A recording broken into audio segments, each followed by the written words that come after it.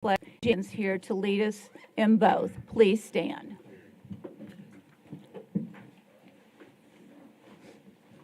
Good morning, Mayor, members of the council, and everyone. We greet you with love this morning in Jesus' name. Father, we bow before you, realizing that you are the author and the finisher of our faith. We pray, God, that you endow our governing body with wisdom and knowledge and revelation to execute their offices with excellence as unto you. We thank you, Father, for our mayor, the Honorable Brenda Gunter. We thank you, Lord, for the members of the San Angelo City Council. We thank you for our city manager, Daniel Valenzuela, and all of the officers within the city government. We thank you for our police officers and for our firefighters and all first responders, our medical teams that are out there serving this community. This is the last council meeting of 2023. It's been a challenging year, Lord, but we thank you for your grace and your mercy. And we ask you, Lord, as this time of peace and goodwill toward all men is upon us, we ask you to stop the war in Israel and between Hamas and Gaza, and that there will be a release of our hostages in that part of the country, the part of the world. We ask you, Father, to stop the war between Russia and Ukraine. We pray, God, that, Lord, sickness and disease will be eliminated and that people will be set free by the power of your grace and your love. We pray, Father, for each and every one of our city employees, and we thank you for everything that you have done, are doing, and about to do. We honor you, Lord, and we give you glory. In Jesus' name, amen. Amen. Repeat after me. I pledge allegiance to the flag of the United States of America and to the republic for which it stands, one nation, under God, indivisible, with liberty and justice for all. Honor the Texas flag. I pledge allegiance to thee, Texas, one state, under God, one and indivisible.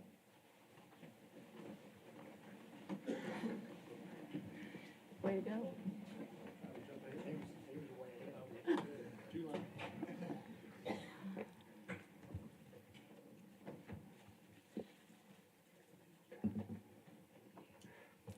This morning we will be treated to a wonderful performance by a gentleman who works at the Lighthouse for the Blind. He is going to perform a few songs for us to help us enjoy the holiday Merry Christmas spirit. So would Mr. Saldano please come forward?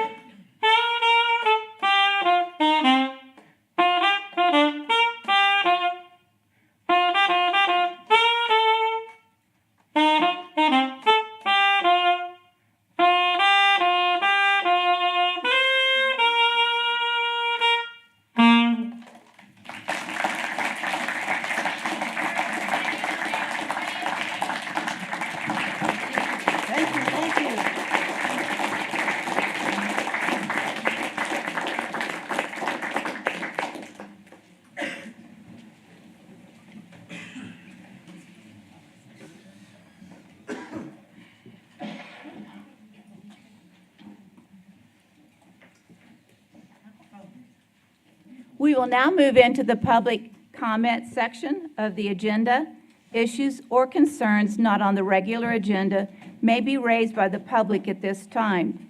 Citizens should speak from the podium, address all comments to the dais, begin by stating their name and address or single-member district, and limit their remarks to less than 3 minutes. I'd like to start public comment today with a few comments from myself. Good morning, and once again, Merry Christmas. And as this is the last meeting of the year, we wish you all one of the best New Year's in 2024. As we look ahead to the holidays and the new year, I want to reflect back on the year and the many blessings that, as mayor, I think made this the incredible community that it is. First, of course, we are blessed because you, our citizens, choose to call San Angelo home. Thank you for what you do to make this community great. Thank you for investing time, money, and volunteering. You make this city the great city that it is. It is always about the people. Second, we are blessed to have the strong business community that make up our economy. Thank you for investing in our community and providing jobs and services that add to the quality of life and keep our economy strong. We depend on a strong economy to keep this city moving forward. Job security is so important to the quality of life. Third, we are blessed because we have a strong base of church and religious options. Citizens have choices, and they have a place to join in and without fear celebrate their religious beliefs. Fourth, we are blessed because of the incredible nonprofit community. San Angelo is home to more nonprofit organizations than other cities our size. We are blessed with the many nonprofit and churches who work hard every year to help those in need and add to the cultural experience in San Angelo. We know the holidays can bring loneliness and stress. You need to know there are churches and organizations willing and ready to help you in a time of need. Please reach out if you or someone you know needs help. One phone call can make a difference. Opening one door can help change a life. Call Bob Salas at 655-0824 or email Bob at robert.salas, SALAS@cosatx.us. And fifth, we are blessed with our first responders, city staff, and employees. They work hard every day to address the needs of citizens and issues that arise with everyday living, from safety issues to street and water issues to animal control issues. These are often thankless jobs, but I feel so blessed, so thankful we have the quality of people who too call San Angelo home and are willing to serve to add to the quality of life for all of us. There truly is no place like San Angelo. I wish you all a wonderful holiday filled with faith, family, and friends. Merry Christmas, and may we all celebrate the end of this year and a new beginning in the new year 2024. Thank you. Merry Christmas.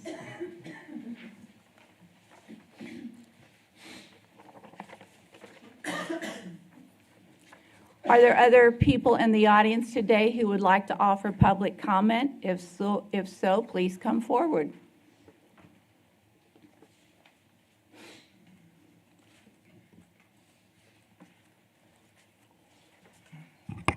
My name is Jackie Chestnut. I have JCR Engineering and Texas A Feeders. I live in Knickerbocker, Texas, and I'm not sure what district or what y'all call Knickerbocker, because It's in the county, it's not in the city. It's in the county, yes, ma'am. And that leads to my first question, and these are kind of serious questions for the end of the year. What I need to, as we move into 2024, 2023 for me, myself, has been one of the most trying years of my life, and I have some questions as we move into this next year for the city council. Knickerbocker has been it's an unincorporated town, lived there for 25 years, own a ranch out there, and as the city moves to that area, and we get county facility, representation for some stuff. But is that area, as we move, Cristoval is moving toward us, is that part of the plan for incorporating the city of San Angelo, Dove Creek and all that? Because we went through all the water issues with you guys and all that stuff. And so that's just a question for me, myself, because the 42-inch gas pipeline is coming in about half a mile from my house, the Matterhorn gas line. And then we got the interstate going in over here on the other side of my place. And is that a part of the plan? And do y'all have a plan? Because again, I've been in planning and zoning and all that stuff in that area, as I see that. Daniel, would you like to answer that? No, I know that. So yes, Mayor, we do have that master plan, and as far as incorporating and moving out, Our plan is limited by as far as annexation, is limited right now as far as the laws that are in place that require now for the ownership or the owners of that area of the property to actually request annexation into the city itself. Okay. In the past, we actually could move out there, but again, right now, we're actually quite limited on that part of it. Having lived and grown up in Austin and Round Rock, Leander, and all these areas, and Lake Travis, where lived through this of the Austin coming out, and I know our little Knickerbocker is not technically incorporated at this point.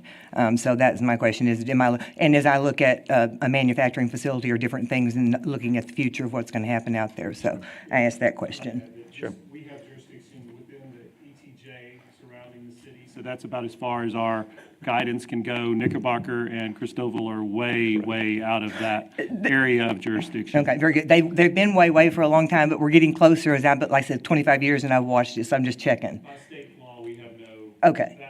The county has the rules in those areas. Right, and so okay, very good on that. And so those are going to be the county commissioners and people like that having to do with roads and things of that nature. Okay, and then my next question is, as we look into the 2024 budget of the city of San Angelo, and having lived here for 35 years and as an engineer and doing facilities and things, when I look at the city budget, I see that for the city, we have, I think, 0.3% allotted for facilities and engineering and maintenance in this city. If I'm reading it correctly, I don't know if y'all can pull that up, but I have some serious questions because I have seen the city facilities and they're in a mess, particularly our sewers and our water. And I've seen this in facilities I've worked in, because I've worked in major facilities where things that go to crap, and that's what's happened. And we don't have the money now to get things back in place. And as a person who receives those services and pays for those services, my question is, how's that going to be managed? And as I listened yesterday to the Planning Commission, where we're adding lots of subdivisions and we're adding lots of multi-family dwellings and things in different areas that are they're going to impact those facilities long term. Jackie, your 3 minutes Okay, is up, so so I anyway, would question. ask city staff to Okay. follow up with Jackie. Can y'all follow up? Can I ask just, so for me personally, because I'd like to, if we could do on that. And then the third thing is I'm working on is ADA compliance. You're and out we're of gonna work on time. that. Yes. Okay. Thank you And very much. in the future, can I have 3 minutes per question, or do y'all limit me to 3 minutes, period? It's 3 minutes, and we can direct you to individuals in the city staff to address your issues. Very If you good. will limit your comments to the issues you choose to address. Okay, because those are the three. And then we will follow up. Those are the three issues, and so, Okay. very good, those are the three issues as we move into 2024. So, thank you very much. Thank you. Further public comment?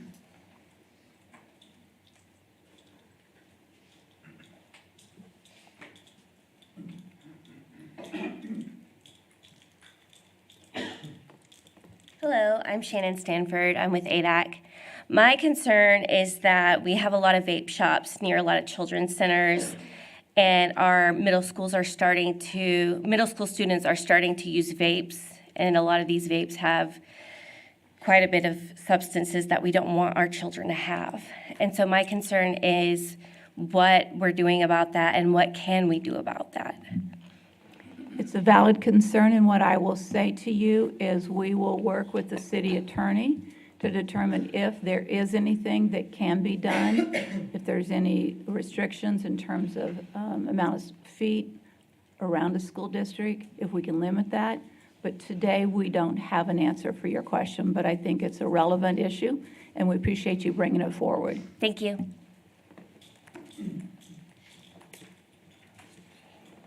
Further public comment? Seeing none, we will move on to our consent agenda. I will ask each city council member if there's an item they would like to pull for further discussion. I'll start with Larry. E and F, please. E and F. Karen? No, ma'am. Lucy? No, ma'am. Harry? No, ma'am. Tom? Nothing to pull. Tommy? No, ma'am. May I have a motion to approve the consent agenda with the exception of items E and F? So moved by Karen. Second. Seconded by Tom. Any public comment concerning the consent agenda items with the exception of E and F? Seeing none, we'll take a vote. All those in favor, say aye. Aye. Motion passes 7-0. Item E, second reading of an ordinance annexing into the city of San Angelo by petition of the property owner an unaddressed 31.356 acre tract out of the AB and M Survey Number 3, Abstract Number 24, and BS and F Survey Number 5, Abstract Number 101, Tom Green County, Texas, located northwest of Arden Road and FM 2288. Aaron, you're on. And Larry, questions or comments? Yeah, as you know, you talked about a minor collector north-south on there. But there's two pieces of property between that area and Arden Road, which, at least temporarily block doing that. I wondered if there's other options on that. Well, currently, again, Aaron Vanoy, Assistant Director of Planning and Development Services. Currently, the development is limited in size based on one entrance and one exit, and I know that's your concern of Bosque Drive just being one way in and one way out. There is a minor collector that shows north-south, but as we've had pre-development meetings and as they have annexed or working through the annexation, rezoning, and the planning process, they are aware that when they hit the threshold, and talking with our fire marshal, that threshold is 275 homes, they will have to have a secondary egress out of that neighborhood for emergency purposes. Obviously, that is an area on the edge of our town where wildfires are a danger at times, and so we want to make those neighborhoods safe. But there is options to do an east-west road back to FM 2288 for the northern part of that neighborhood that would allow for circulation. And so they are aware of that and are anticipating that if their homes build out so fast that they need to add that secondary egress. We talked yesterday about RS1. That's totally RS1, is that correct? That is correct. It is RS1. They are not doing any ranch and estate, which is a minimum of 1 acre, so everything is going to be in the RS1 size lot. There's no RS2. Adjacent to FM 2288, in previous years, they have rezoned some area and annexed some area that might be small use commercial, so more neighborhood commercial and general commercial. But that neighborhood is going to be single-family homes. Finally, city water and sewage, would you discuss that? Yes, so through the plat process, there will be a water extension required. There is water along FM 2288 currently. They will have to bring that out into the neighborhood to service those lots. There is sewer that stops right about Arden Road and FM 2288, and they anticipate bringing that out and servicing those lots that are smaller than a half acre, as that's the trigger for TCEQ for a septic system. And so anything that's smaller than that, they will have to be on city sewer system. Thank you. Any other questions for Aaron on this item? Then would you like to make a motion to approve Yes, ma'am. item E? There's a motion. May I have a second? Second by Tommy. Public comment on this item? Seeing none, we'll take a vote. All those in favor of approving item E, please say aye. Aye. With none opposed, motion passes 7-0. We will move on to item F, which is a second reading of an ordinance for Z23-08 to zone property in the single-family residential zoning district being 31.356 acres located northwest of the intersection of Arden Road and FM 2288. Are there additional questions on this? No, ma'am. Make a motion, we pass it. I make a motion. A second? Second by Tommy. Any public comment? Seeing none, we'll take a vote. All those in favor say aye. Aye. Motion passes 7-0. We will now move into our regular agenda. We'll start with comments regarding items on the regular agenda may be made by the public when each item is discussed as outlined above. Applicants, proponents, and appellants are exempt from the time limit above and instead must limit their remarks to less than 5 minutes. Well, we've got a lot of people up here. The first item is consider a resolution of donation from Wall sophomore FCCLA students for items related to awareness, public education, and projects related to contamination at Lake Nasworthy. Can you first of all tell us what FCCLA stands for? We can, and I'm going to let them go into that for you, Mayor. We're here before you with a pretty unique partnership for the city. These young ladies reached out to us about a project that they wanted to do out at Lake Nasworthy. And when I met with them, it really became clear that this was more than just a question and answer session, that this really could be an opportunity that benefits both the city and these young ladies back here. But I'm going to let them introduce themselves, talk about their organization and what their project is, and then we can answer any questions after that. So I'll turn it over to them. Hi, my name is Ainsley Jameson. Into the microphone, please. Hi, my name is Ainsley Jameson. I'm Ella Taylor. And I'm Isabel Della Pena. We are sophomore students at Wall High School working through the organization FCCLA, which stands for Family, Career, Community Leaders of America. We designed a project called Nursing Nasworthy with a goal to sustain and better the quality of water in San Angelo's Lake Nasworthy. FCCLA hosts an academic competition called Star Events, and the topic we chose for our competition is called Sustainability Challenge. Our goal in this category is to preserve and protect something impactful in our community, so we thought that this would be the perfect opportunity to help sustain Lake Nasworthy. As people who use Lake Nasworthy for recreation, we started to question what kind of water we were swimming, boating, and fishing in, and etc. After research, we discovered that there are issues that can easily be solved by the spread of awareness and education. Throughout our project, we are highlighting key points that we think will be most impactful to our lake. Our main points of concern are cross-contamination due to failure to clean boats between lakes, chemical runoff such as herbicides, insecticides, and pesticides from lawn maintenance, and litter that is constantly thrown in the lake such as cans, wrappers, fishing lines, and lures from when people go boating. Why are these things important? By educating our community and spreading awareness about these topics, we can help prevent and help sustain Lake Nasworthy with many of these things by protecting wildlife, protecting our lakes from other problems that might have, ensuring the lake is a great place to swim, relax, and spend time with family and friends, provide quality drinking water from the source, as well as a long-term solution to sustaining the beauty of our lake. While we were brainstorming ideas on how to get into action, we decided that we were going to give a presentation to our Bass Club. We put up posters around San Angelo, and we created an Instagram account. All of these were spreading awareness and promoting sustainability. In the future, we plan to set up signs around Lake Nasworthy's boat ramps, informing boaters to keep waste out of the water, and set up trash bins for extra lines and lures that boaters might have once they get off the water so that they can be disposed of properly. By partnering with the City of San Angelo, we could take this project to a whole new level. Not only would we be able to install, design, and build our own waste bins and signs, we would be able to educate the citizens and visitors of San Angelo, such as a digital billboard and a video on the City of San Angelo's YouTube page. Our project has already reached around 1,300 people and will continue to reach more through future projects. Nursing Nasworthy will be spreading awareness, providing an education to our community about how to keep our waters clean, and provide long-term sustainability to our gem in West Texas.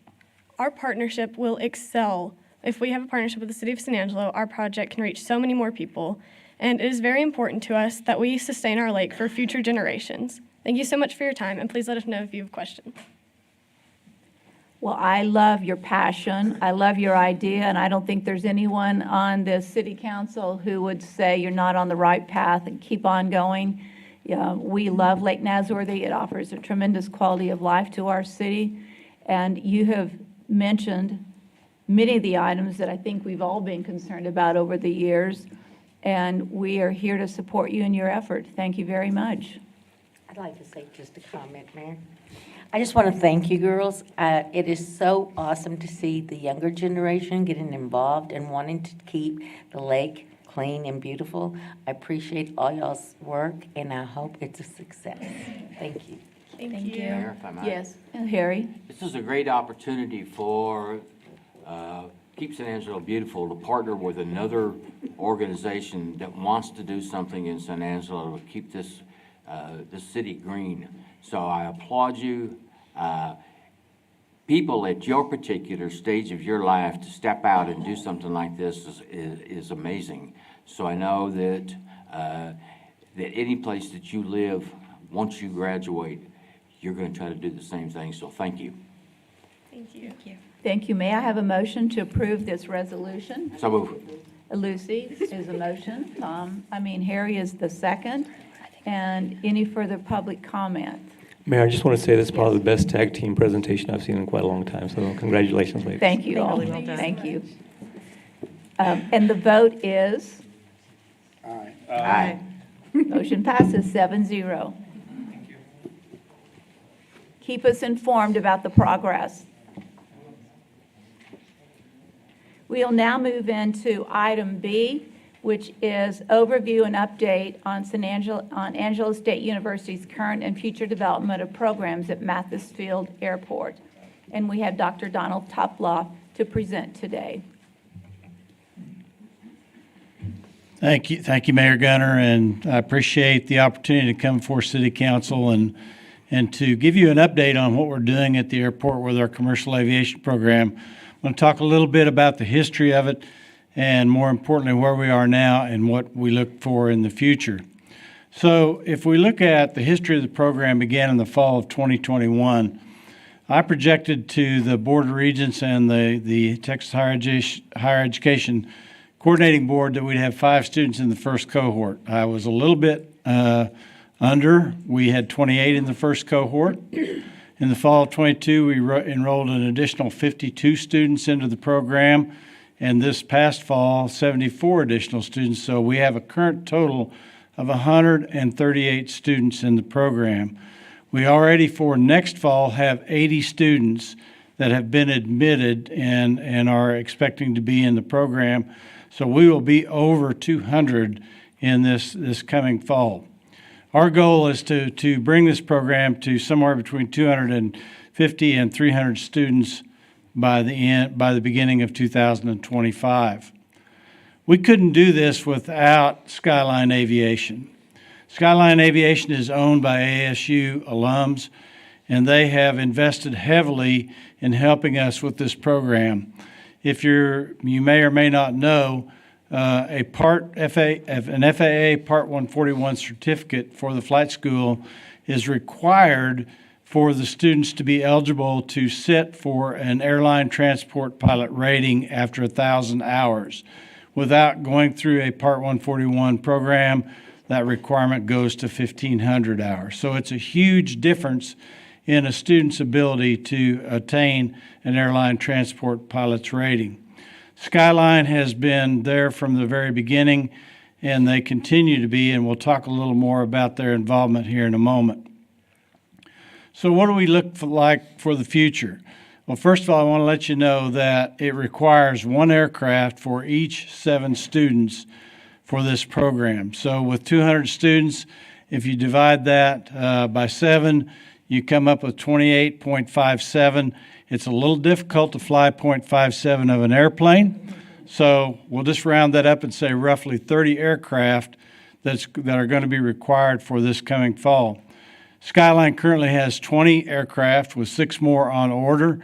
They will get to 30 eventually, but we've had a little bit of a hiccup in that the Air Force has decided that they need all of the airplanes that are going to be produced by the Diamond Aircraft Corporation in 2024 or 2025. So we're going to be a little bit behind on getting aircraft for that, but we'll get there. So the total inventory cost of those airplanes when we get to 30 is going to exceed $12 million. And obviously that is a commitment to the community that is beyond what ASU could afford. And as I said, we could not do this without Skyline Aviation. So in addition to aircraft, it also takes a lot of instructor pilots. For those 200 students, it's going to require about 40 full-time equivalent pilot instructors at that point. Those are coming from all over the United States. We have pilots from Wisconsin, from Utah, from California, from Arizona, from other parts in the Midwest have actually relocated here to San Angelo because of this program. The other thing that is important to know is that as students matriculate through the program, when they get to 250 hours and they have, at that point, have all the certificates, including a CFI-II, Certified Flight Instructor, Instrument Instructor rating, they will actually give back to the program. We'll hire them back into the program as instructor pilots. So that is going to be the way that we fill a portion of that need for those instructors. In addition to instructors, we have will employ and are in the process of hiring the third full-time classroom instructor for this program. And so as we move forward, that number is going to increase as well. So when we look at the community impact in terms of housing, food, fuel, and all the things that is associated with living in San Angelo, for those 200 students and 40 instructor pilots and 3 classroom instructors, that right now projects out to in excess of $5 million a year for the community. So it is a huge economic impact beyond just what Skyline Aviation is doing. So what is the impact on the airport of all this? Well, first of all, the number of operations is going up significantly. The airport director anticipates that in the coming year we will have in excess of 38,000 operations in that year. We know for this fiscal year we're already above 9,000 operations. So why is that important? Well, the FAA provides support to airports based on the number of operations that occur at that airport. And we'll talk more about what that means in the future. Skyline Aviation is, as you probably know, has leased the old GTE hangar, and they are in the process of putting a new fixed base operation in that will be next to where we are building.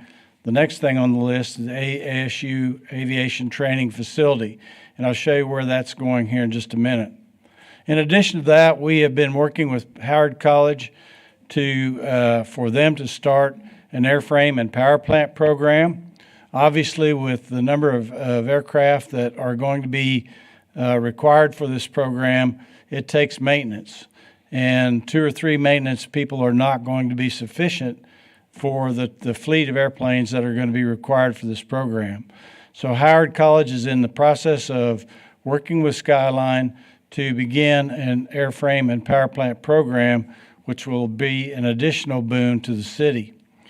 The other thing is going to happen, we think, long term, and it depends a little bit on some other things that happen at the airport, but should 927 be closed and turn into a taxiway, that will open up space for additional private hangars to be built at the airport. And we think that is a really important thing going forward.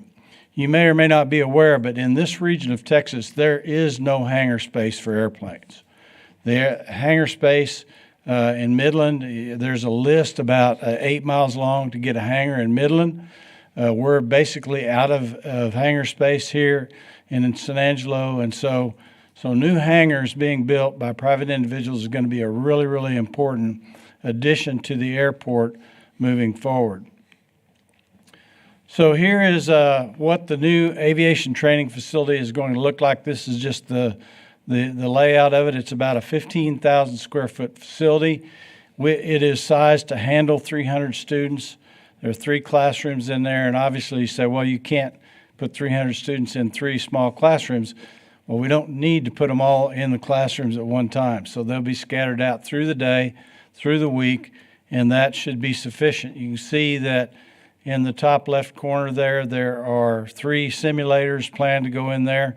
And we have also designed this building that we can add to it as the program grows if need be. So what does the future look like? Well, first of all, we are looking forward to becoming the #1 aviation program in the state of Texas. That is our goal.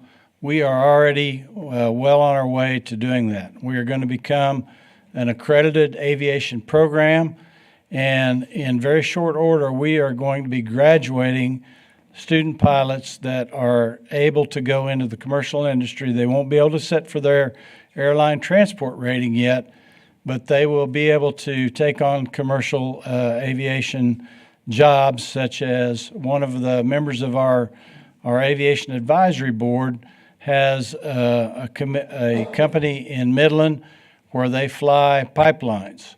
And so he has indicated that he wants student pilots or pilots out of our program to come and work for him. In addition, our partnership with Southwest Airlines is really, really important in this. We have a number of students that have been accepted into Destination 225, and as they graduate from the program with those 250 hours in CFI-II, they will be placed by Southwest Airlines with some Part 135 carriers, which are things like NetJets, Wheels Up. Those are Part 135 operations that don't require students to have an ATP, Airline Transport Pilot rating. So they'll build hours with those, and then eventually they will sit in the right seat of 737s at Southwest. And after about 4 years, 2 to 4 years, and they build hours as a first officer, they'll become captains at Southwest. And at that point, they will make a very nice salary. So we are looking forward to the future of Mathis Field. We think that this project is really going to kickstart the things at the airport. Yesterday, we received information that our building permit has been approved by the city. I think we're waiting on an engineering report maybe. The FAA has also given its approval to this building, and our construction company, which is Hoare Construction, has indicated that they will put the fence up shortly after the first of the year. So we're looking forward to having an opportunity to turn dirt on that facility at the airport and make this a reality for ASU and for the city of San Angelo. Thank you for your time, and I'll answer any questions that you might have. Do we have any questions or comments? Tom, you're my pilot. Whoa.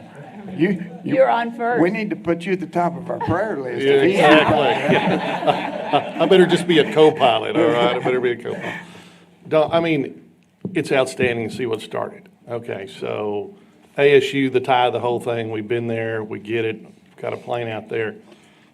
I think we're thinking too small. I mean, I was out there when we had all the Canadian T6s in. There was, I don't know how many of them. We were trying to get in the pattern. We'd have to wait 20 minutes before they would just clear us up to get in the practice. I think we need to be looking for some alternative runway. I mean, are y'all doing that, looking for somewhere else that we can also So Jeremy practice? has indicated that with the number of operations that we're going to have, that we will be able to ask the FAA for permission to put in a parallel runway. And that's one of the things that will happen with the number of operations. And I intended to mention that, and I apologize for not doing that. But you're exactly right. We are going to very quickly overwhelm the capacity of one runway, the north-south runway in particular. So, yes.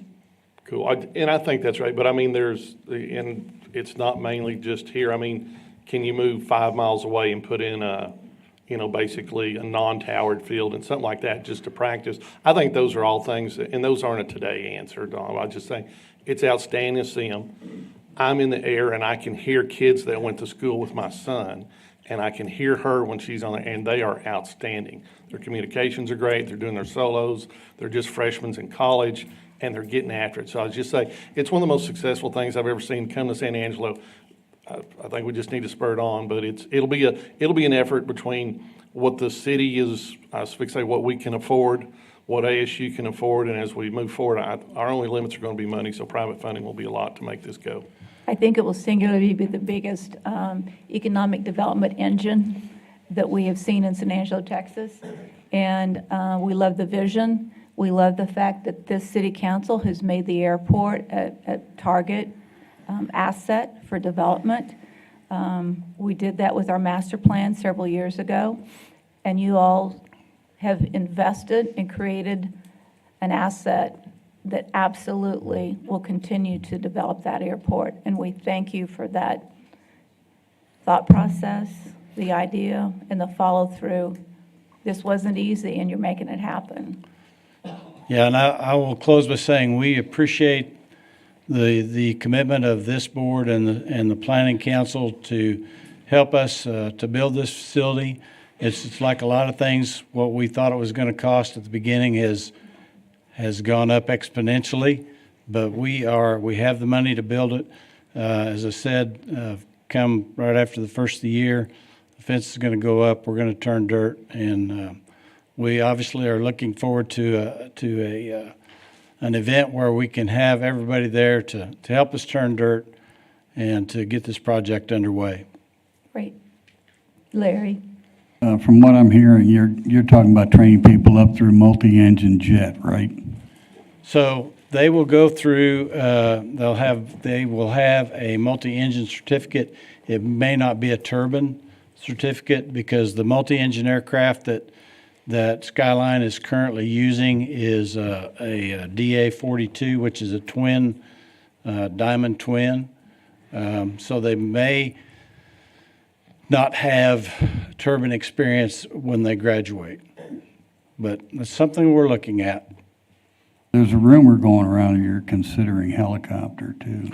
So actually, that's not a rumor. Skyline has purchased 3 Schweitzer helicopters, and so rotary wing will be an option for our student pilots. This is really exciting, Tom. Me? One thing, I don't think when you were referencing some of your economic development impact, I know you mentioned the number of students, but some years back, I was sitting in a meeting where it was tossed out that a student had an economic impact of 40 to 45,000 at that time. So I'm assuming that would be the same today, if not more. So we've got another $10 million probably just from economic impact of the students themselves. I have this habit of under-promising and over-delivering. Good for you. It's something that my father instilled in me a long time ago. And so that $5 million figure is based on taking those numbers and multiplying by $20,000 per year. And that's for housing, food, fuel, those kinds of things. And that's an underestimation. You're exactly right, Tommy. It's huge. We don't need to underestimate the economic impact of the student just alone, not to mention everything else. So kudos to you and to your leadership team, and we appreciate what you're doing out there. Thank you. President Hawkins, would you like to come forward and add any comment? And what you might do is update the city and the citizens on our basketball victories over the weekend, which were significant. Now you know how I feel when she just turns over and says, "Do you have something to say?" Yeah, I guess so. Mayor and to the City Council, I will tell you from the perspective of what we're doing with the aviation program, one of the other areas that we will be doing, and it's not visionary, we will get it done, and that is with unmanned aircraft. And we will start that probably in a 2 to 3 year period of time, if not sooner. I will tell you that both of the basketball teams have done very, very well. We envision them going to the championship. That's what they have set the goal to be. Both the teams and the coaches have set the goal that they want to be in the national championship. That takes a lot of effort. And they went to those different areas, even though they were in Hawaii and in Florida. Those were good competitive areas for them to set their goal to what it is that they want to do at that national level. But all of our athletic programs right now are looking for conference and national championships all the way through for the springtime. So thank you very much. Thank you. Yes, ma'am. Jeremy, would you like to come forward? You're in the audience, and as our manager of our airport, I look forward to hearing some comments from you. Thank you, Mayor. I'm Jeremy Valgartson, Airport Director for the San Angelo Regional Airport. It's very exciting. It's fun to see. He said 38,000 operations. That's just for ASU. So when you tack on all our military and everything else, we're really close to hitting 100,000 operations for this calendar year, which makes us a busy general aviation airport.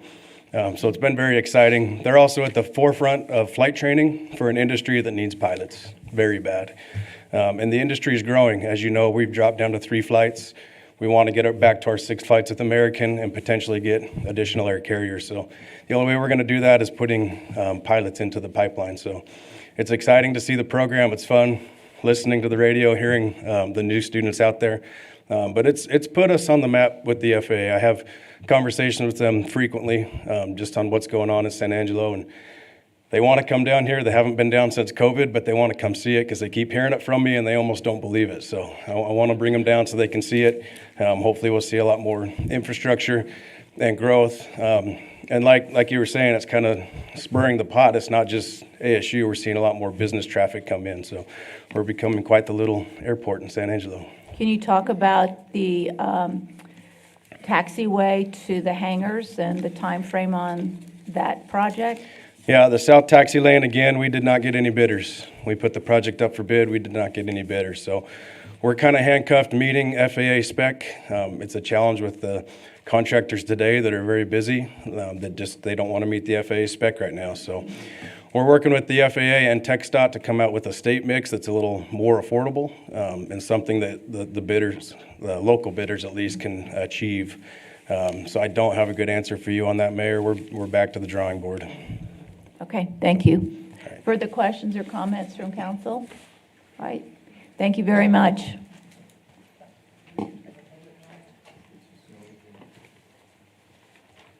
Item C, consider resolution of support for the historic preservation and rehabilitation of...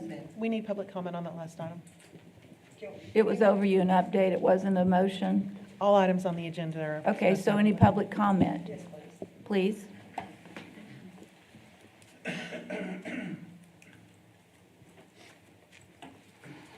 First of all, I want to say I love this, that we're doing this. And as a person that moved here in 1989 and first flew into the Mathis Field Airport to work for Johnson & Johnson, has flown in and out of there over the years trying to get to New York and various places all over the country, that this is a facility that is one of our biggest impacts to this town and to business growing in this town, because we cannot travel easily and transport easily because of our limited airport. So I love this. I have to limit it to 3 minutes, I know. And I do like this idea, and we are going to have to be adding a lot of facility demands on the city to add all these extra people and all these extra facilities. And what is y'all's backup plan for that? This is great, let's go build it, but how are y'all going to supply the water and the sewer and all the other things? Because that's y'all's job with our money. Next question is, do you have to be an ASU student to learn to fly? Because I want to join. And then how long does it take and how much does it cost? And do you have to be a student? And is there an age limit? So I will answer answer those that, questions. and I will say you can do all those things you want to do. Cool. You can go out there and find your own instructor and do all those things after you pass a medical and get certified I by can the do FAA. that. Okay, is it through ASU? This program is. This program is But through- you can become a pilot. I'm talking about through this program. So this is limited to students This is only? an ASU project. Students, okay, that's what I wanted to find out, so very good. And so that's my main question is facility backup for all these lovely people and businesses, because we're the ones that are going to have to keep these places. Thank you. Thank you. Further public comment?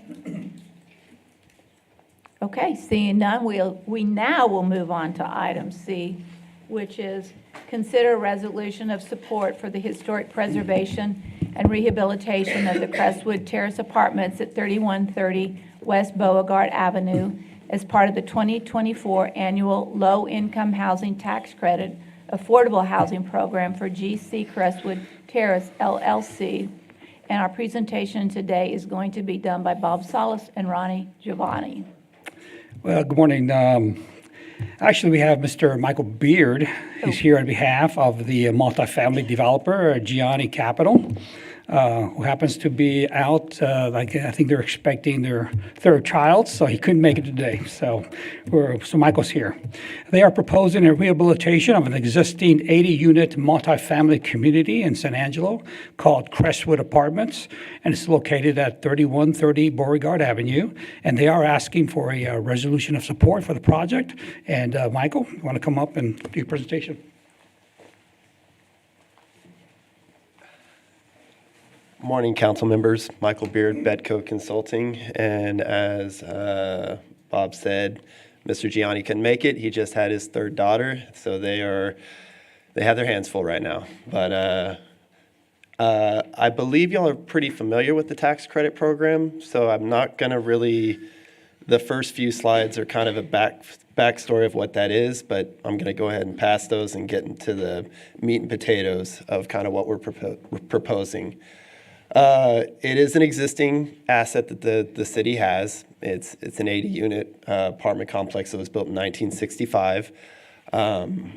It needs rehabilitation. It has some deferred maintenance items. It can be brought up to full ADA standards, and what we're proposing will kind of meet a need of taking existing housing and quickly bringing it up to modernization, utilizing this program. Here's Mr. Gianni's kind of backstory and experience. His portfolio began in New York, but he has recently been acquiring and maintaining assets in Texas. Several properties are in Laredo now. So he's got some strip centers, retail centers, car washes. He just acquired back in, when was it that he acquired this one? Well, it's a apartment complex in Laredo that he acquired and rehabilitated and updated, modernized, added energy efficiency, and increased the occupancy up to 97% when it was sitting at 65 before. You can see the pre-rehab photos here, and here's kind of what it looked like afterwards. Because of the competitive nature of this program, these proposals have to be highly amenitized. They have to be brought up to full ADA compliance. We would actually be adding ADA units. You have to have 5% that are mobility accessible, and then an additional 2% that are targeted towards hearing and visual impaired. Yeah, let me go ahead and kind of, so yeah, he's done some medical centers as well. Freestanding ER. Here's what we actually do. We're helping him with the actual program. I'm a CPA. This is Section 42 of the Internal Revenue Code. That's kind of how I got into this program. Here's pictures of the actual asset. I think it's 12 buildings, but don't quote me. But it's, all of them are these 2-story garden-style walk-up design. 1965 is when it was placed in service. It does have some common amenities. Part of our, here's an article back in '63 when they were breaking ground on the development. So here's kind of what we're looking to do. We're looking to do LED Energy Star appliances, low flow fixtures, obviously new flooring, plumbing appliances, updating all the fixtures, working on the exterior wherever there's deferred maintenance item needed, working on the pool, and really it's going to be, once we get our PC&A, we're going to know exactly what all we need, but we're currently budgeting approximately $30,000 per door on the inside is kind of the budget. Obviously, this is an existing asset. It is pretty well occupied at, I believe, 85 or 87% right now. So I know there's been some concerns as to how we're going to handle that relocation as needed. And in general, we have budgeted $100,000 for relocation expenditures that might be needed with this type of scope. We feel pretty confident that the GC should be able to go into each unit and complete it within 3 to 5 days on the interior work. And with that, we're planning on taking the vacant units, rehabbing those first, and then kind of doing a rolling. And if we can't get the speed going, we can do a temporary on-site pod, put belongings in there and put them up in like an extended stay or something for the week while we can get those rolling rehabs going quicker. There would be zero out-of-pocket cost to any tenant associated with relocation. That's part of what's required of the program. There should not be a burden on them, and this all has to be vetted and agreed upon by the state agency. So just for y'all to know, this is kind of the income bands. So we've boxed out the 60% there. That's how much income per size household that the lion's share of these units are going to be targeted towards. And then those are the rents associated with the 1 and 2 bedrooms. So you can kind of see at 903 for the 1 and 1083 for the 2, this is pretty close to market rate. It's in fact, actually our current model has a delta very similar to what the current project's operating at, which is good. It means that more than likely most of the current residents are already in this income band and should qualify. So We're expecting our rehab budget to be between 12 and 14 million. That's all in. Obviously, given proximity, we're going to try and bid out to local subs and contractors and suppliers as much as we can. During construction, about 100 to 150 jobs should be created, and then there should be at least 2 permanent full-time staff that will be required there, leasing and maintenance and whatnot. I imagine we're going to have to apply for permits again for our scope of work, so that should generate some fees to the city. And then our proposal will obviously substantially rehabilitate an asset that's, built in the 60s and could use a facelift. Love the proximity. It's literally right behind that HEB, so I wish I lived that close to HEB. This is why I'm here. As part of our application, we're going to be submitting a pre-app to TDHCA the first week of January. We'll know mid-January where we stand, how competitive we are, if there's a likelihood that this would happen. And a huge point item on that scoring criteria is to get support from the city, and that's why I'm here to speak with you lovely people today. So with that, I'm happy to answer any questions. Questions from council? Lucy? I just wanted to ask you, I don't know if I missed it or not, but when would this project get started if approved? So we are applying for 2024 tax credits. They award them in July of 2024. So once you get that award, you basically work towards securing your financing. Since this is already an existing asset, it's a little bit quicker timeline. And generally, if it was new construction, you'd have to place the development in service 2 years from award by the year end. We're expecting to close on this. Actually, our site control only runs through the end of next year, so we have to close by the end of next year, and we would expect rehab of this magnitude to take about 6 to 8 months, so we can potentially have this all done in 2025 is kind of what we're hoping. Well, I think that's a great idea. I'm sorry it has to take till 2025, but back in the 70s, I used to live at those apartments. Yeah, I drove And by they them look this the same. morning, and I mean they need some TLC. Yes, they do. and we're excited about the opportunity, and we really hope we know it scores well, but this year they flatlined the scoring criteria to where it's going to come down to tiebreakers, and that's why we love this site, because one of the tiebreakers is proximity to a grocery store, and that, as that's Well, the other plus is the fact that you don't have to build, you're just Right. remodeling. And Right. the fact of it will make that side of town even look nicer with the apartments redone, so. No, you're exactly right. And, we've been in this circle where costs go up and then costs stabilize and then interest rates go up. And so the TDHCA specifically put in a new point category for developments just like this that are not currently income restricted, but to bring them into the program and propose a rehabilitation, because they know that's as good a shot as any of them getting more units in the portfolio, because new construction is hard to do right now. It's just hard. Okay, thank you. Other questions? Yes. Tom? So we're competing for a tax credit, correct? This is There's for only- 9%. And this may be you and Bob that get to answer this. So Sure. what's the amount of the tax credit? I mean, to me, it looks like you're hinging everything on whether you get the tax credit or not. Yeah, so the amount available, the projected amount available right now is 983,000 in annual allocation, and it's over a 10-year period, so basically 9.8 million in tax credits that we are asking for from the state, and this is in Region 12 urban, so we're competing against the Midlands and the Odessas. And So how does this credit get to you? I'm glad you asked that question. So it's a tax credit just like anything else, right? It's a dollar for dollar reduction on your tax liability. Well, as a developer, they're not going to have a $9.8 million tax liability, but banks do.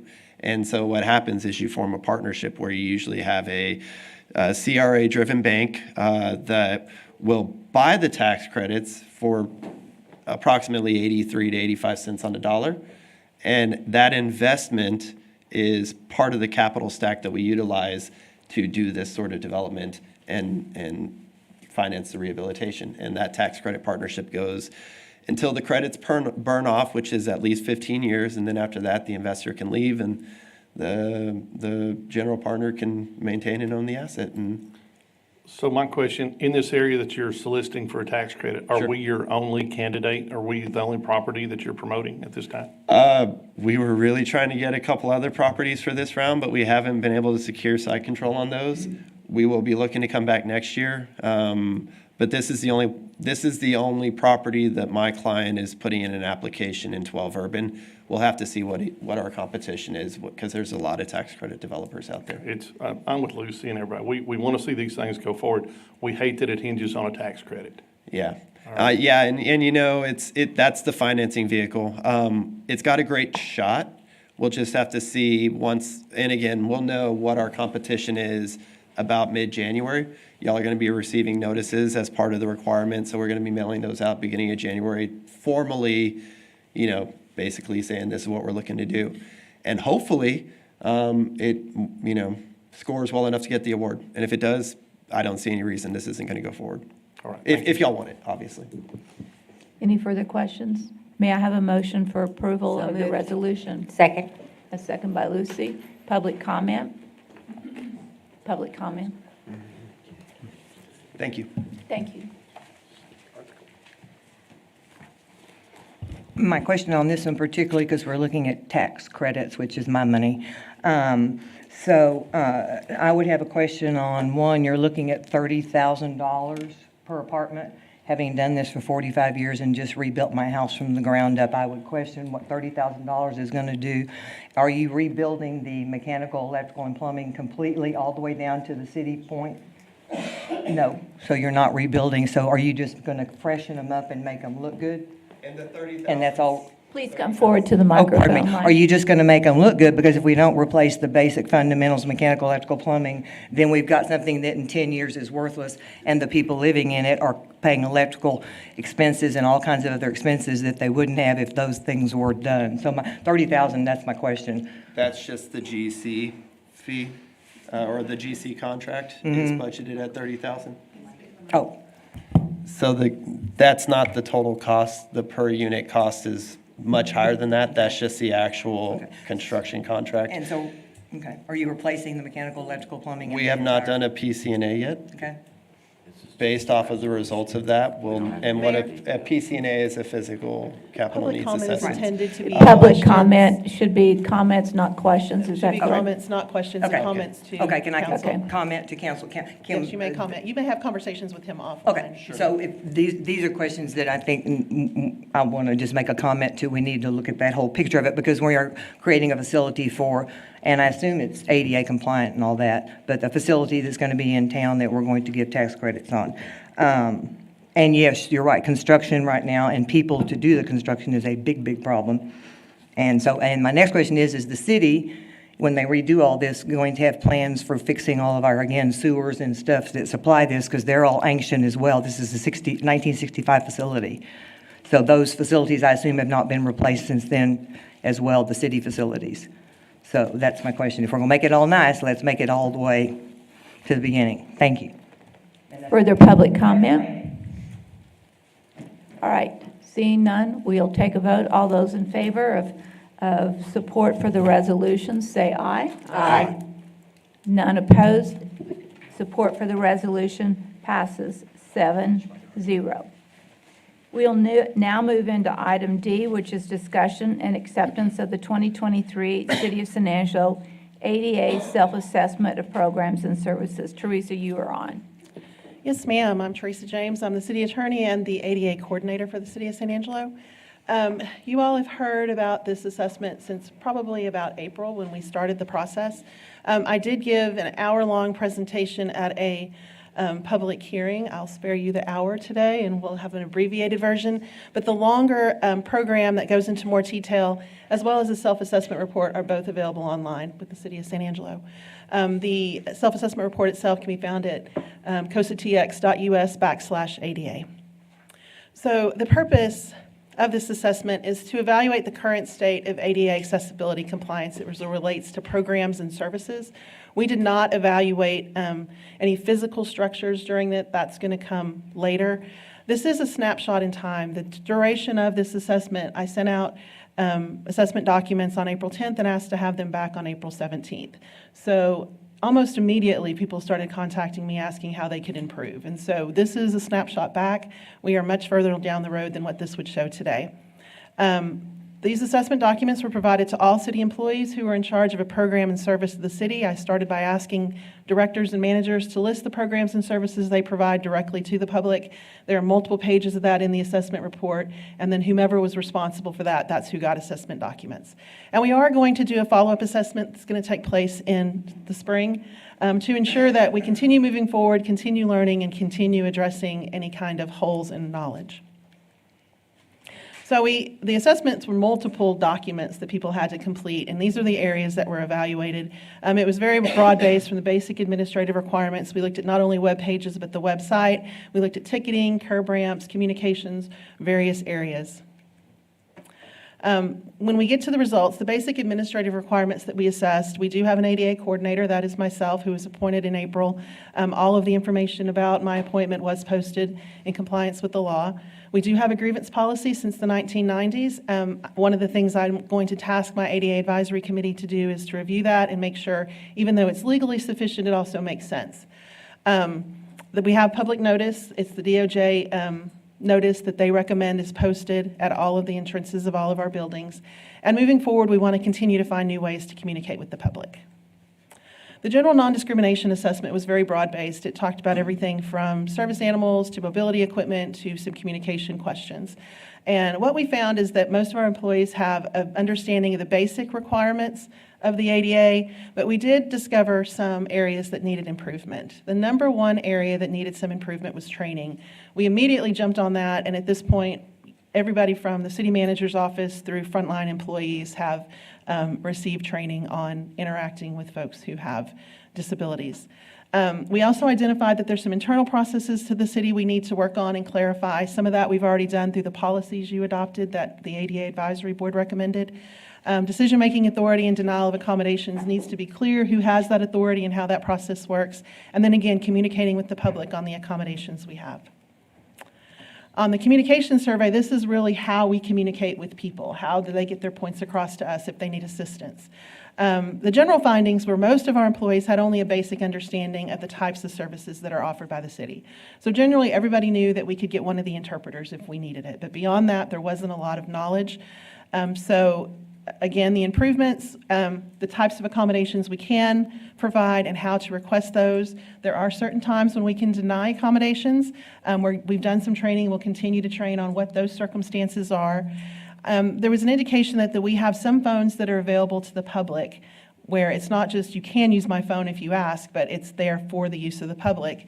I'm not sure where those phones are located, so the first step is identifying them, but then making sure if we do have a phone available to the public, it is able to access the TTY services. And then what we're finding is the accommodations, particularly if we're using interpreters or CART, those are very expensive services. And right now, it's not a problem. We're able to manage that within the budgets we have, but if we start getting a lot of those requests, that we probably will be coming forward with some budget requirements or requests for you guys. Department web pages, these are the actual pages. This is not the website as a whole. And what we found when we did this assessment was that the people who maintain the pages weren't really clear on how to create or maintain an accessible website. Now, in their defense, these were very technical questions. It's not something you would expect Dahlia, who's my paralegal, to know how to do. So the solution we've come up with is we're going to centralize more of that background work through Brian and Lorelei and with our website provider, and just provide training on the things that our employees can and should be doing to make sure their information is more accessible. We did evaluate emergency management. This is one area where I'm very confident that we meet the needs of people with disabilities. Many people don't know that during the winter storm, we had an apartment complex that housed elderly and folks with disabilities flood, and we had to move all of those folks, including their big heavy chairs and their equipment and their medical equipment, to this building actually, and accommodate them here. And all of those folks were accommodated either here or in a hotel room where they were better accommodated. So I'm confident that we do this, but going forward, some things that we should consider doing is including people with disabilities on some of our tabletop exercises to make sure that we're thinking of everything that needs to be thought of, checking the shelters when they're set up for accessibility issues, and then improving communication during emergencies. This system right here and the fact that we now have easier access to interpreters will make the communication aspect a lot easier. We evaluated our ticketing process. Ticketing is something that's not mentioned in the ADA, but the Department of Justice views it as a program in service of a city to provide ticketing, and they have guidelines. And so we took those guidelines and looked at our process and began working with our vendors. We do need to continue working with vendors to ensure adequate information is being provided about seats so people can select a more appropriate seat, and finding ways to provide the appropriate amount of companion seating. Those were the two main areas that were of concern that are still outstanding. Curb ramps. 2 employees answered this survey, and at the time there was a little bit of confusion on whether we had a curb ramp program, who qualified, and what the effect was. Since that time, and actually on the consent agenda today, you approved money for a curb ramp program, and we do appreciate that very much. We've already, Patrick and I, talked to a business downtown to see if we can utilize some of that funds to make that particular portion of downtown a little more accessible for them. We also need to make sure that as we're developing projects, when they're in the development phase, we start seeking input from folks. I think we learned that lesson on the ramp. We did have public input, but the ship had sailed way down the river by the time they got that input. And so there wasn't a lot that we could change at that point in time. So making sure people get input a little bit earlier is going to be necessary. On the website, which is different than the web pages, we actually have 4 websites affiliated with the City of San Angelo. There's our city site. Fort Concho has one, the San Angelo Police Department has one, and the Development Corporation has one. The only one that has any kind of compliance for accessibility right now is the City of San Angelo website. It's pretty expensive, and you have to have a pretty high level of knowledge to make those websites accessible, particularly if they were created, like ours was created in 2014, when accessibility of a website wasn't even a thing. So our action steps is we're going to continue using Silk Tide on our own personal website, the City of San Angelo website. But we do know that there's some things that our website just will not do that are required by those standards. So at some point in time in the future, we're going to be coming back to ask to upgrade the website we have to be able to do everything we need to do to make it accessible. External department websites should be given pages within the city website, so that particularly is Fort Concho and the police department. We'll be having conversations with them for moving off their own hosted website onto a web page of the city. That is something that's budgeted, so the city is paying for at least the police department's website as well. But they either need to do a better job of making that accessible, or they need to come under the umbrella and let Brian and Lorelei help them with that. And then gaining input of accessibility of the website should be sought with citizens who actually use it. You know, a lot of people see that little accessibility button that is on websites. People with disabilities really don't like that button. It actually makes it worse for screenwriters. Brian and I talked to a lot of people about that. There are a couple people who say they're good. Those are mostly people who are well-sighted, and so they just need a little bit font to be a little bit bigger. But anybody who relies on a screen reader do not like those particular buttons. And so we're looking at ways to accommodate them without just sticking that button on there. I'm getting contacted by a lot of vendors who want to sell us a button, but we're not biting on that yet, so. And our progress, you know, that was then. We've made a lot of progress since then. First of all, we created that AD advisory board, which is very helpful. They've approved policies. They've reviewed and provided comment on this self-assessment report. When you read it, there is a section in there that is their evaluation of the assessment. They did a walkthrough on this council chamber when we were doing these screens to make sure that we weren't missing something on where they should be. As I said, we've trained all our frontline employees, city administration directors, assistant directors, and managers, with the exception of a few who are absent, but we'll catch them. We added comments box to our website. You know, we had the grievance policy, and people were commenting that, I think Sharon Troy, actually, who's right here and was pretty helpful in doing this whole assessment, commented that people they see the word grievance as being angry, and a lot of people just want to provide information. So Brian very quickly put up a comment box where you can just provide us a comment or a suggestion if you're not wanting to file a grievance to get us to do something, but just have an idea. That's where you can do that. We also added some consideration for ADA improvements to some of our funding sources, such as the TIERS program. All of our streets projects that we've done since April, we've ensured have been ADA compliant. Patrick and Shane, they did provide a presentation to the ADA advisory board about some of those projects and the upcoming projects. We did upgrade this room, as you can see. There are large print documents available at public meetings. If you go to the back, you'll see one that has much larger print. It's much easier for everybody to read. We do have an agreement with a company that provides CART, which is if I'm having a meeting with you and you're not able to hear me, I can pull this third person into the conversation. They can type, and you can see what they're typing on your phone.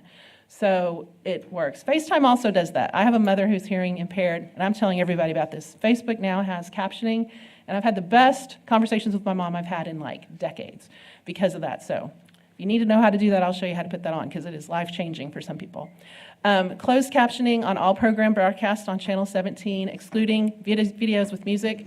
Some of us were laughing at the screens when we were playing the music this morning because it was like putting text up there, and it didn't really make sense, but Fannie Mae is somehow involved in the saxophone. So. Made tremendous progress on city website accessibility, with more to come. We are communicating better with the community in general and with some of our partners. We amended our ticketing contract to require vendors to comply with the DOJ standards. I was a little bit shocked they didn't already, but they didn't, so that is something we've done. One of the concert promoters that we work with a lot, he has really worked hard to find ways to have more accessible seating at events, particularly in the River Stage. And then we are planning those modifications to the River Stage that'll make that venue much more accessible. We have provided information about the state database for emergency evacuations. That was one of the concerns people had for us, where the state of Texas maintains that database, and our emergency management folks can access that during an emergency to see where people are located.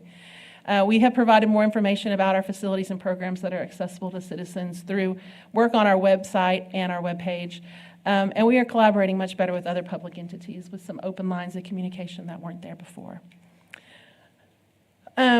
Silk Tide, the one thing that Daniel did just a couple weeks ago, I've been kind of wanting him to do this for a while, and I finally got up the nerve to ask him, and he said yes, is important, which he didn't resist at all, was appointing an internal ADA committee. So when a question comes to the city, we have people who are more knowledgeable about the ADA and the requirements in all aspects of the city. So myself, Al Torres, who will look at facilities, he's been pretty instrumental in the River Stage project.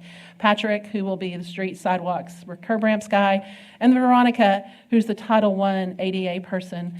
Title I deals with employment, so those issues are a concern. They're just not so much of a concern to the public, but they are a concern to us. One of our members, we have a couple of members on our committee who are ASU faculty. One of them has a committee of students, of honor students at ASU, who are developing a community survey that they will put out on the street hopefully in the spring so we can get more input. You know, there is concern that when we ask, people don't want to tell us because there's this fear. Hopefully a group of students from ASU doing a project will be a little more accommodating to folks. And then what's next? Follow-up assessment in the spring, as I said, that survey that's going to be going out to the public. And then the ADA transition plan update. This is something we've been trying to get on board for since 2018, I think, is when it first became an issue on my radar. And so we have worked through the scope on that. We'll be coming to you sometime in the near future for some funding mechanism for that. I do want to say we did get a quote for this earlier before we did our self-assessment ourselves, and the quote was like $800,000. And we shaved $300,000 off that quote by doing this portion of the assessment ourselves. So I'm very proud of that. And I think it also gives us the opportunity to have a better product because we're all personally invested. It's not somebody from the outside who's coming in and telling us what to do. We're all kind of working through it together. And with that, I will take any questions. Questions for Teresa or comments, Lucy? Teresa, do you have any kind of, you didn't mention it, any kind of Spanish-speaking brochures or anything for people that do not speak English? Or this I don't know if the interpreter, the thing about sign language is its own language. So somebody who speaks Spanish and somebody who speaks English, if they're signing, they're speaking a third language. So for interpreters, that doesn't matter. It's a whole different thing. There are dialects of the sign interpreting. We do have folks on staff. My paralegal Dahlia is for one, for instance, who does create Spanish documents for people who are Spanish speaking. And there's a number of people in the city who are our interpreters for Spanish. And if somebody calls up with a question, we generally know who to direct them to so they can have a communication. I just didn't know if these people that are disabled, that are only Spanish-speaking people, had any information on what the city is providing. That's really a great idea. I hadn't thought of that, so that's helpful. We can put some information out there in Spanish specifically. Thank you, Teresa. Mm-hmm. Other comments? I've got one. Yes, Tom. So Teresa, as we go through this and assess this, there's certain of people with disabilities, there's some that require hardware and some that don't. So with these ticketing events, I witnessed many places that have typically been reserved for people that have hardware needs. Yes. They're in a wheelchair, lose their spots to people that didn't have hardware. But if you read the rules, they're allowed to buy one ticket and then 2 extra for companion passes. I mean, to me, there's an abuse of the program there between where your companion pass sits in proximity to you versus those people that are required. So if you have 6 seats there, you're really only actually catching 2 people with hardware. Right. So is there a way to address that to where it's a little bit more fair and consistent for those people that have hardware needs to those that don't? Yeah, it's really hard to assess that. Like, we have to provide the same access to ticketing, and since we have an online ticketing system, we have to allow people to purchase even those accessible seats through the online ticketing. One of the things we're working on is putting, and this seems like not a great solution, but it's what the DOJ recommends, putting an assertion that people have to acknowledge that they or the person they're with does require that seat, and that would give us the opportunity to remove them from that seat if we see they're not, but at that point, it's too late because the seat's already been sold and the person was already rejected. I will tell you that SAPAC is doing a great job accommodating people who are in wheelchairs and walkers right now. I went to the Nutcracker on Sunday, and there was a bus of people who came in that side door, and they were lined up, and their walkers were lined up the walls, and so all of those front seats were taken by people who actually do need those seats. So I think there's progress being made, but I have that same concern that you have about abuse of those seats. Well, so what some of those people have actually done is look at buying a season ticket. I mean, the people that go to all those events buy a season ticket for them specifically is a way to manage it. But I do see a lot of a gray area in that to where it's, I'll just say it's gray, and you look at it, it gets abused a lot. Yeah, and I think there is a difference, and we've had this discussion a little bit at the committee level of somebody who's in a wheelchair and somebody who has like the decal because they have other issues with mobility that don't require a wheelchair. And that is an ongoing conversation within the community of folks who have disabilities on who should actually get the van spot and who shouldn't, and all of those sorts of things. But if you have any suggestions, or anybody has any thoughts or suggestions on how to accommodate that better, I'm certainly open to hearing them. I'll leave that with our ADA compliance officer. Okay. I will nominate her for life. Teresa, one of the biggest questions I get from people is the support animal situation. Could you explain support animals, the rules and regulations attached to that? Yeah, when it comes to access to facilities, housing is a little bit different, but when it comes to access to a facility, there's really only 2 questions that you can ask people who have a service animal, and that's, is that a service animal and what's it trained to do? You can't have them demonstrate what they do, you can't have them, you can't ask any questions about the disability. So if they're able to answer those 2 questions, then it's a service animal and it's allowed to access any portion of a facility that anybody else is able to access. One of the questions comes up to me a lot about restaurants. The need for a service animal trumps health codes. So even though I couldn't bring my pet dog into a restaurant for health code reasons, I am able to bring a service dog. Now, you can remove a service animal if they are not trained well, not potty trained, or if they are out of control. But even if you have the animal removed, you still need to provide some kind of service to the person. Thank you. Other questions and comments for Teresa? I want to call out Larry before he says anything. I He's know, on my he committee, and he waits, so does I'm a great moving on, job. and then he raises his hand, so Yes. we're going to get him before then. He and his wife are both very good and active members of our community and the ADA committee, and we appreciate all that you've done. Well, I applaud you for this self-assessment. This was just an almost unimaginable labor that you went through to get this done. This was an awful lot of hard work, and it was extremely impressive. Thank you. So do we need a motion to accept your ADA self-assessment We program? do. May I have a motion for approval of the self-assessment? Second. And seconded by, a motion by Tommy, seconded by Larry. We'll open it up for public comment.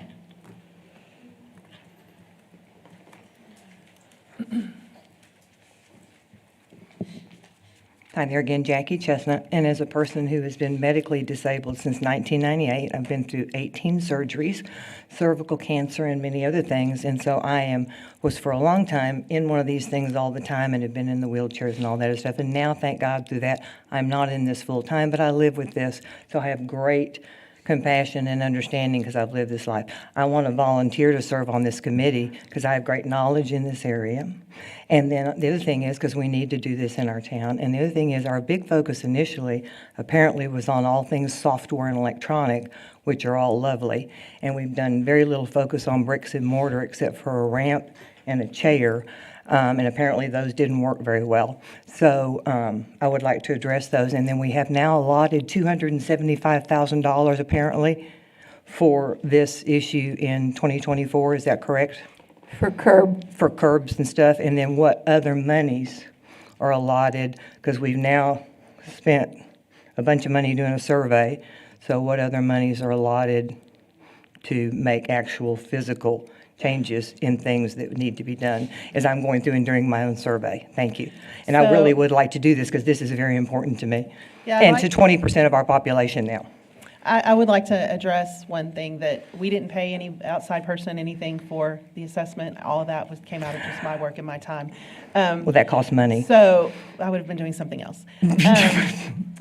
So as far as the money's concerned, I've with Patrick and Shane have been tracking much more closely what portion of our projects go towards those accessible elements that are required. So we don't have necessarily a dedicated fund for those kind of improvements, but they are a portion of all of our streets funds or projects that we're doing right now. The transition plan and the safety plan that we're doing combined together, both of those will look at those kind of facilities. Both of those are going to help make our facilities more accessible, and the money that we receive through grant programs or whatever else to develop and build those facilities, a portion of that will go to accessible elements in those facilities. So the basic $275,000 is curbs and ramps, so we have no other money allotted anywhere for actual facilities like our city facilities at this point, and you're wanting to get those through grants? Is that what I understood? Or do we have an actual city budget for it? That's not what I said. Okay, I'm just trying to make sure I The understand. 275 is for the curb ramps in places that's already existing. Correct. We have had our facilities maintenance guys go through our facilities and check for the buttons, the doors, and all of those sorts of things. The transition plan will also identify that, and we will find money to do those projects because we don't anticipate they're going to be that expensive.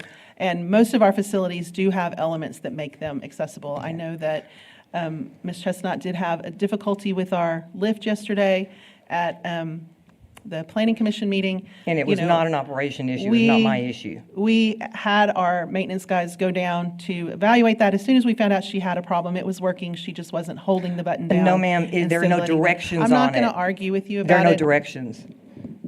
But the ramp does work. The ramp working is not the problem. It isn't, you come up and try to use it, and that's my whole issue. This whole thing needs to be addressed. No, there were no directions, and it's got 2 green buttons, and it took 4 people to figure out how to get the ramp to the top of the floor, so don't tell me it was my problem. Thank you. We got other issues. Thank you very much.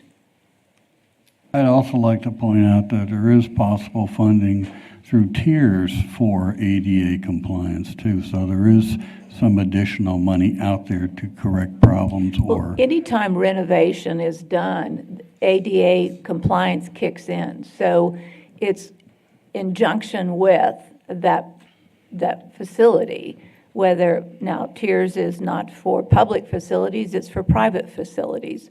But again, as we remodel and redo, all of those issues addressing ADA will be brought into the project. Brian, you're on. Brian Kendrick, Director of Human Resources. I just wanted to say that one of the joys of working in human resources is when you find the right person to put in the right position to serve our community, and as a third-generation public servant, that really gets me excited. And I can tell you that as the former ADA coordinator, you now have the right person in that position with the right passion for it, the love to do it, to serve this community. And so I just wanted to advocate for that whenever I get the opportunity. Thank you very much for those comments. Thank you, Brian. Further public comment, Sharon?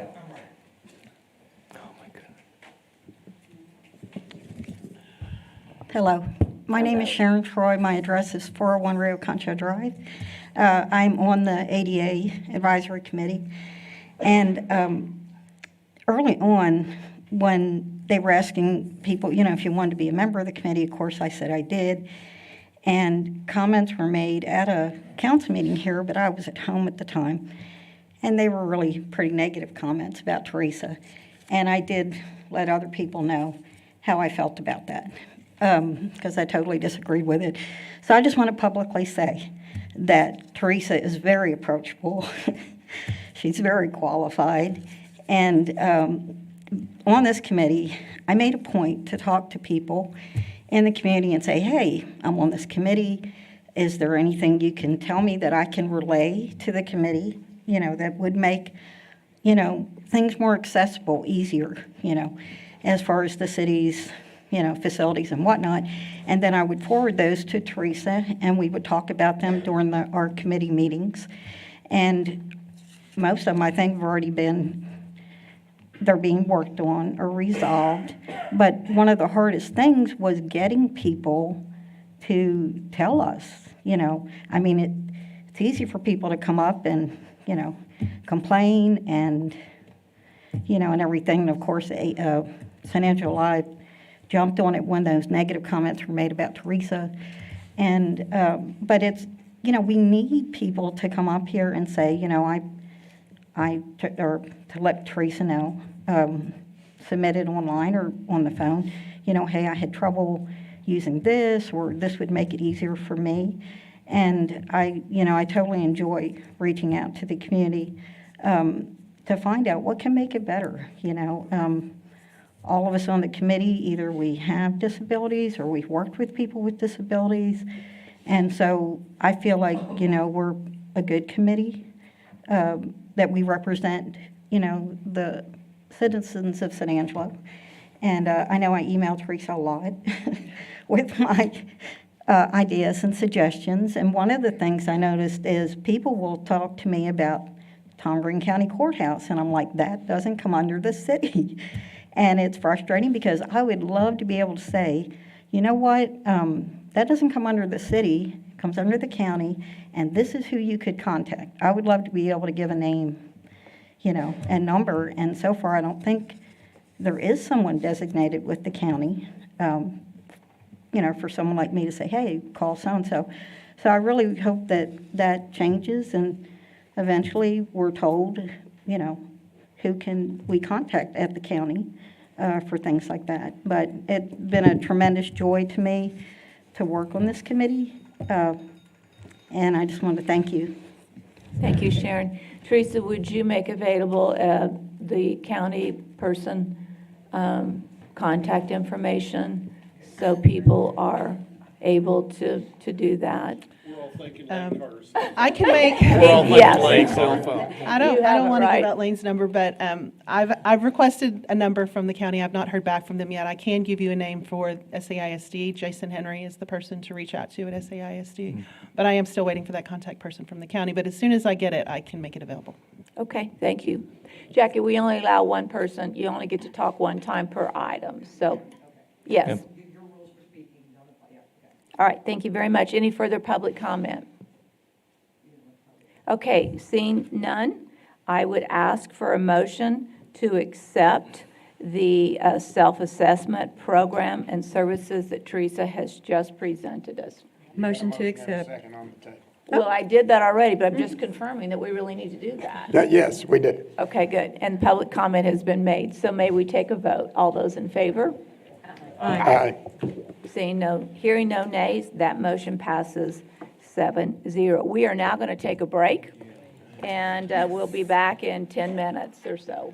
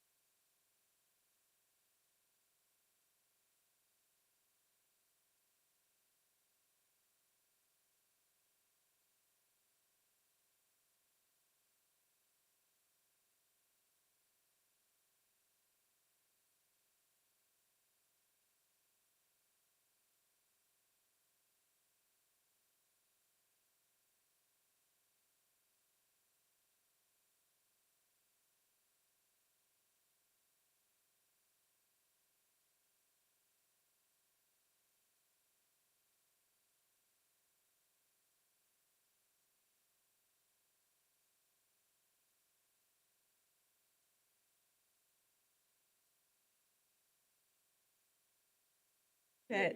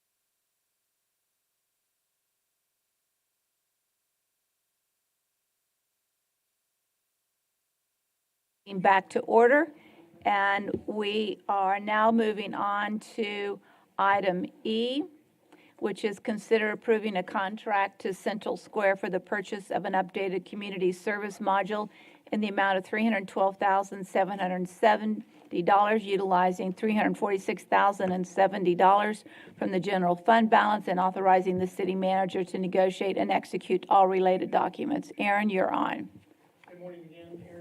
Assistant Director of Planning and Development Services. Going to present this item that really affects a number of departments and divisions in our development world in particular. It's called the Community Development Module for the software that we have. So I've got a few slides to give you some of the background. We have been working on some software upgrades in our various areas for the city. Asset management, which is, in operations and things, and finance has been updating theirs. There is a future billing and receipts piece that's going to be coming, and our current request is for the community services module. In that, again, I talked about multiple areas, but building permits, planning, engineering, fire prevention, and health. And these are most of the development-related folks that are working with the private community to do development and trying to keep things together for them to go and issue them a permit or move them through a process very quickly that the city has made. It also has the code compliance and neighborhood services case management function. So when they go out into the field and they're working cases for whatever their reasons are, maybe it's a rehabilitation for a home, maybe it's a code compliance case, this software system keeps all of that information. At this point, I'll mention that in the caption, you notice there were $2 amounts, and I would just want to mention that that first dollar amount is the implementation of it. The difference between the 312 and the 346, that difference number is the hardware for our field staff to make it work in the field. So when they're in the field and it communicates back, we need those kind of at the same time because that's when we start doing our testing and implementation, it's ready to go. We do anticipate that it's going to take about a 10 to 12 month implementation process, but we do realize those costs in this budget year is what we're asking, or in this funding request is what we're asking for. So our current software is from 1999. We see this just like as any tool for our team that is out there. We don't have that many 1999 vehicles, maybe in the fire department, but we don't worry about them. There are currently from the software vendors, they've been telling us this for a couple of years now, that there are no chances of updates and additions to this software suite that we have. And so we are getting further and further behind, and as other software suites within our package that manage different pieces of the city, we fall behind, and our communication back and forth to those gets less and less. Again, this does that integration into one software where there's numbers of softwares being used and 4 of them currently that kind of bounce around and is challenging not only for staff but even contractors at times. And so if we have one integrated software that helps everyone and we use it as a tool and not a hammer over the contractors, then this makes a better solution. It does allow for the full development process. And so that's been one of our sticking points as we hear back from developers, is that they're ready to move forward very fast. Maybe they get started and we've issued permits or whatever the case may be, a site permit, and then we find out that there might have been an infrastructure requirement. This helps solve that, so all that information's together so that when someone's getting ready to issue something, they're able to look back and see, does anyone else have something that needs to be flagged at this moment to say, hey, we need to fix this issue. Doesn't mean the permit can't be issued, but at least we're aware of it. And that prevents maybe, if it's a single-family home in a new neighborhood, that person not being able to move in or delaying their certificate of occupancy. And a lot of times our permits division gets blamed for that, but really it was something in the earlier process that just wasn't communicated correctly, and this software helps us do that. The software helps, but really it's what you put into the software, right? The information that's put in there that's Well, and that's one of our challenges is our land management file has not been able to be upgraded and maintained very well. This actually brings an incorporation from all the way from Tom Green County Appraisal into our GIS system and into our land management file so that we actually have a system that keeps up with proper ownership, proper things that are going on. And so that does that as opposed to relying on someone to key in information. It's doing this automatically for us and we go back and verify. See here if I move. Sorry about that. So this product would provide for a lot of efficiencies on staff time. They are, as we said earlier, utilizing 4 different systems at time to do some multiple inputs just to get everything tracked. It is a cross-functional integration among the development team. And it does help prevent delays. As all of you know, delays in development at any time, particularly private development, cost dollars. And so we are wanting to continue to move development forward. And it does include live updates for inspectors in the field so that office staff not only can call on the cell phone, they can send things to their tablets, or they can, in the field, send things to the tablets. They happen to be driving by and they happen to see water leak or something, they're actually able to communicate that back to the office and say, hey, we've got an issue over here. Let's pull up the GIS maps. Let's see what size line we have and things like that. And one of the biggest things that we've been hearing from customers for the last few years is that they need the ability to pay online. If we ask them to submit something online, they want to be able to pay online. And so, folks that are doing development from maybe they don't live here and they are doing it from their office, this is going to be a great solution for them. With that, I think that was my last slide. I'll be happy to take any questions. Questions from council, comments from council? Tommy? Just a comment, Aaron, to the extent possible, there may be good reasons why, we're operating, it sounds as if maybe a 1999 system. To the extent possible, just as one council member, I would appreciate you all coming to us when new updates are available to accomplish all these things that you mentioned this will accomplish, but to stay ahead of this so that we can be more, I would say, customer responsive and citizen responsive than maybe what we have been. So if you can build these things into your budget year over year, for me as one council member, that would be good. Yeah, I believe we are working on a strategy for that so that all the team members are aware that each group has needs. And as you guys, I don't have to tell you guys, everybody has needs. And so it's just getting that information to everybody in a timely fashion. Thank you. Other questions or comments for Aaron? Brenda, I've got one. Yes, Tom? Aaron, how long have y'all been working on this project? I mean, how long has this been researched, pursued before it comes to us, before it comes to fruition here? Well, I would say the last 2 years we've been doing some cursory investigation just because we know that this system that we currently have, there's not an opportunity for a lot of upgrades. Right. Part of our evaluation of that is where are we going to find the budget dollars to do this? As this year, or as the end of this last year was going through, we started looking a little more heavy on this because we knew the assets management was moving forward, we knew the finance piece was moving forward, and the billing and receipts was coming sometime this year. And if we could find funding and move together, that makes a lot more sense. We did do research and talked to Carrollton, the city of Carrollton. They use this system. It has been for 5 years, and they said it has changed their operations and made things much more easily done. Same with College Station. They also use this system down there that they do. In fact, they use the whole system, just like our city uses the whole system, so that when someone comes to pay for a permit, it sends it over to budget so that they know where it needs to go as the line item. It processes it out. It sends that electronic information to them as well as prints them out a permit. And it's much more efficient for our staff and the customer. And that's it. I think where I'm going on that, Aaron, is things like this take, a little bit of vision and forecast a little bit further than our skis, what we're looking at that's going to help us down the line. And I appreciate y'all finally, bringing it to this point. I just need people to understand it, and there will be some that will make comments like, hey, this is great, why didn't you do it sooner? Well, it takes steps, it takes finance, it takes approvals. Those things just don't come like that. But anyway, I appreciate this moving forward, I really do. Harry? Just a real quick comment, kind of reiterate what Tom and Tommy said, but I also say that as as a father of somebody that works in the computer world, having a system that's almost 25 years old, software that's almost 25 years old, in this day and age does not work. So whenever you need that, come to the council. Tommy and I are going to be around for another 3.5 years, Lord willing, anyway. Well, speak for yourself.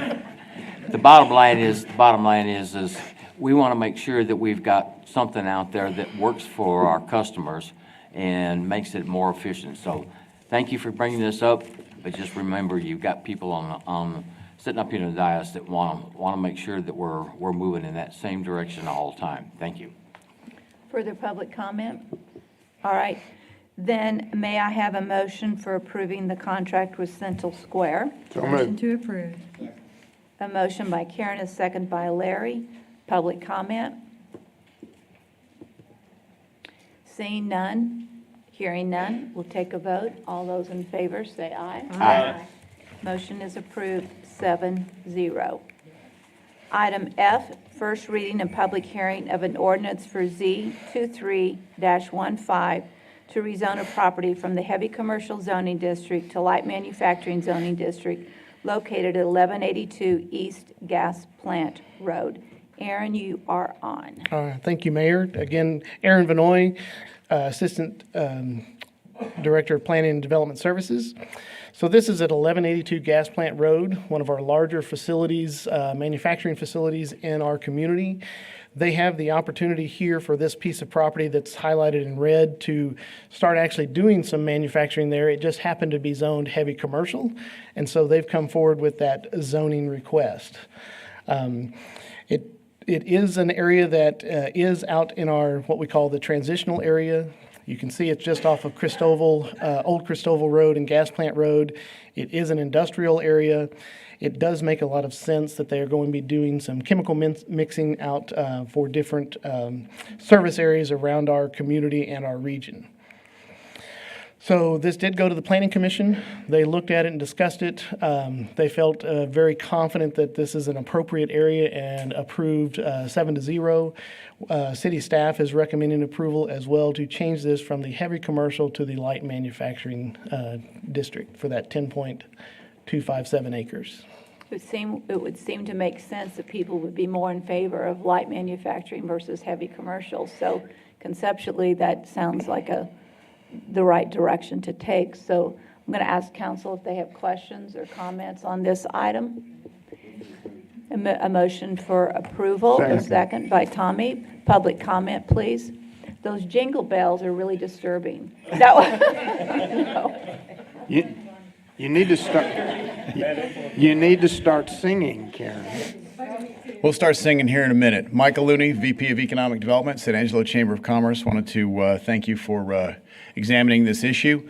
The company that owns this property is Allen's Transport, ATL. Their headquarters is in Leduc, Canada, which is just to the south near the airport, just south of the airport in Edmonton.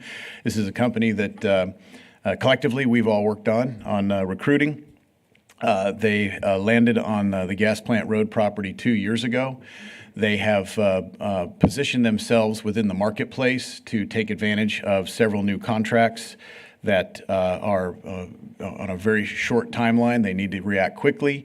This transition to the new zoning would allow them to do that very rapidly. The company is in a hiring mode. They're doing very well. They're very pleased with their with what they found in San Angelo from a workforce standpoint. They do have a lot of heavy equipment that is inbound that doesn't necessarily require this zoning, but it certainly does help because they're going to be doing some manufacturing on the site. They do have a very large contract exclusively with a company based in Texas for the distribution of a very specialized chemical, a DRA, a drag-reducing agent.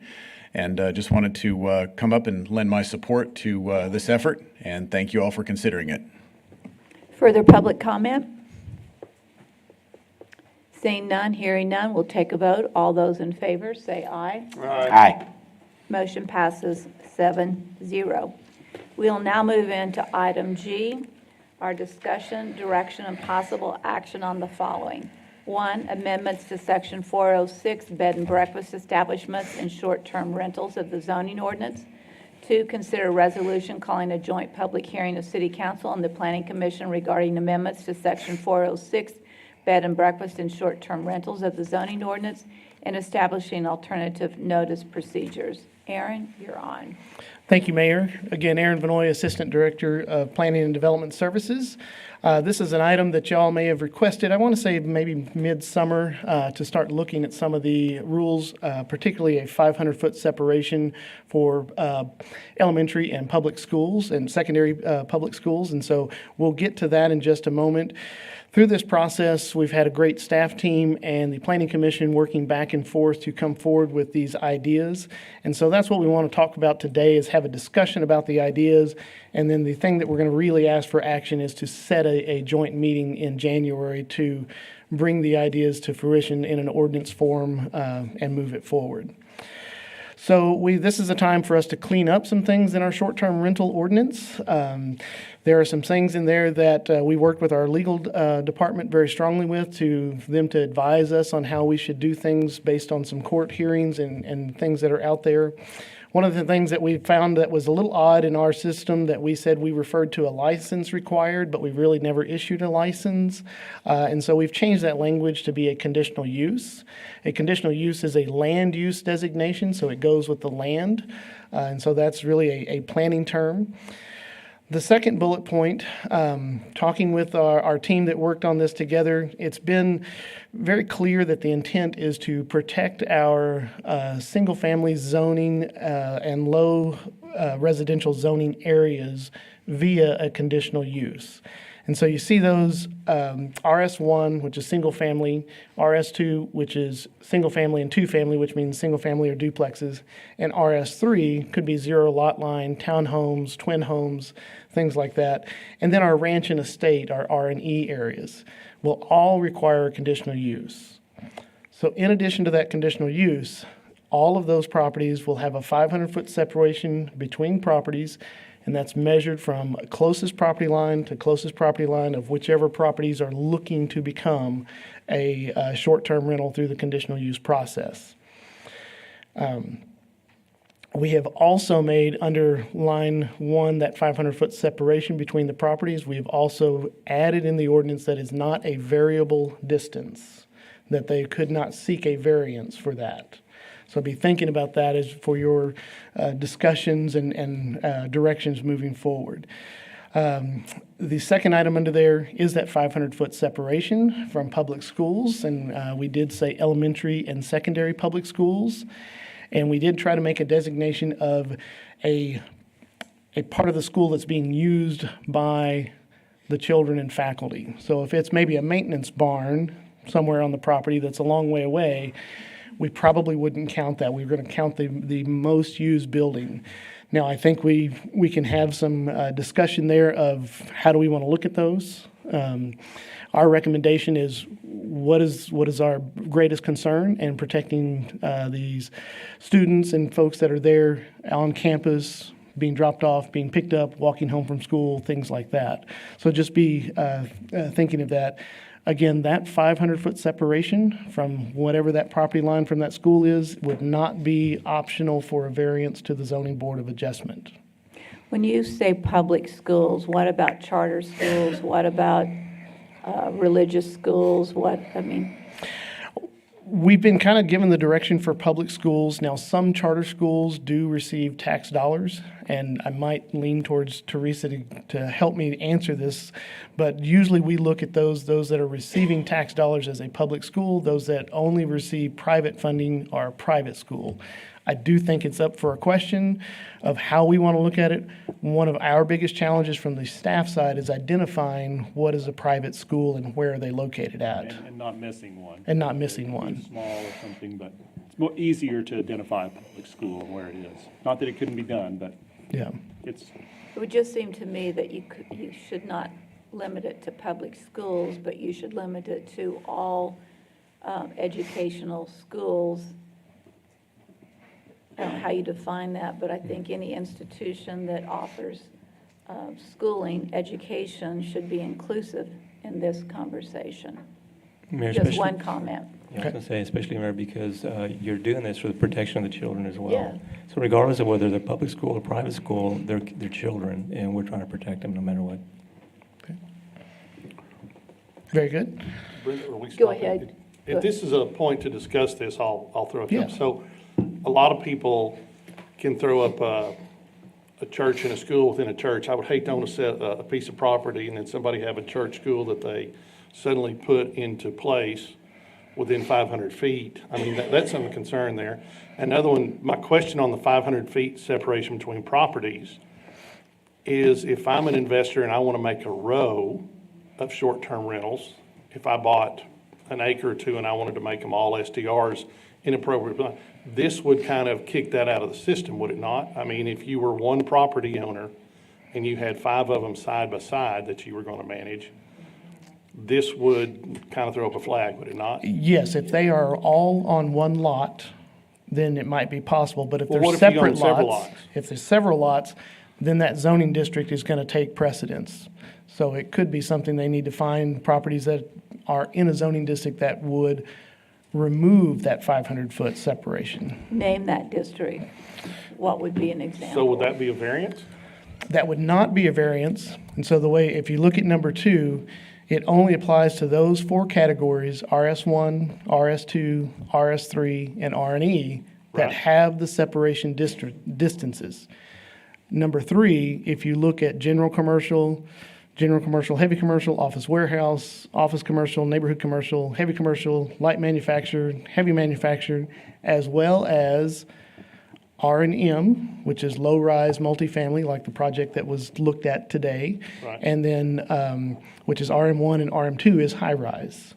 And so there are places in our neighborhoods that are zoned RM1 that could have multiple properties side by side if they chose to, because RM1 allows a varied structure type. It can be all the way from a single-family home all the way to an apartment complex. So there are some opportunities there, but they would be very limited in scope based on where our zoning district is.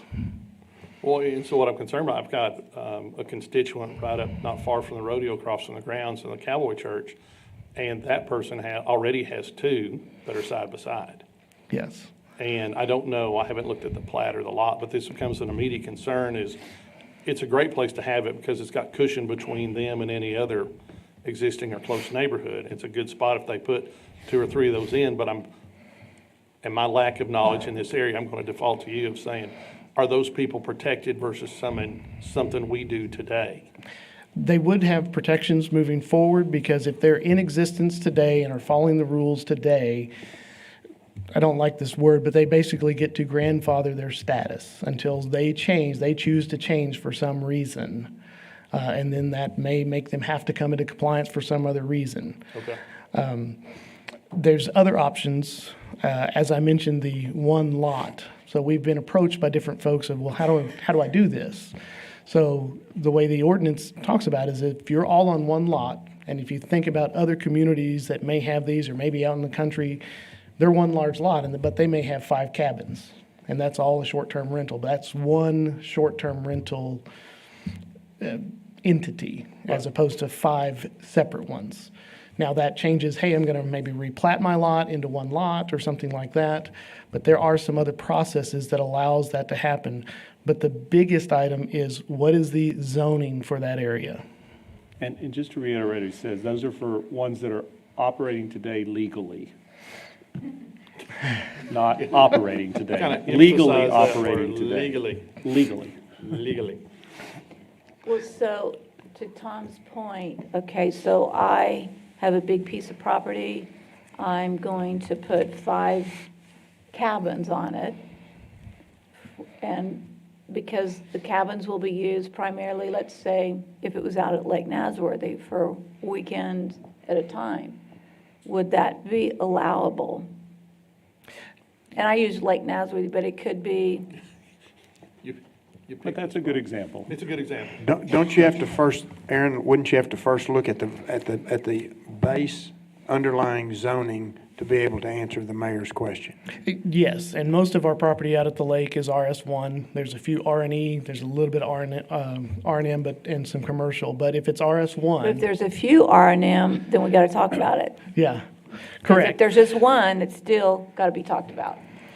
So within the actual language, it's not only the limitation of the zoning, but then it starts limiting how many bedrooms.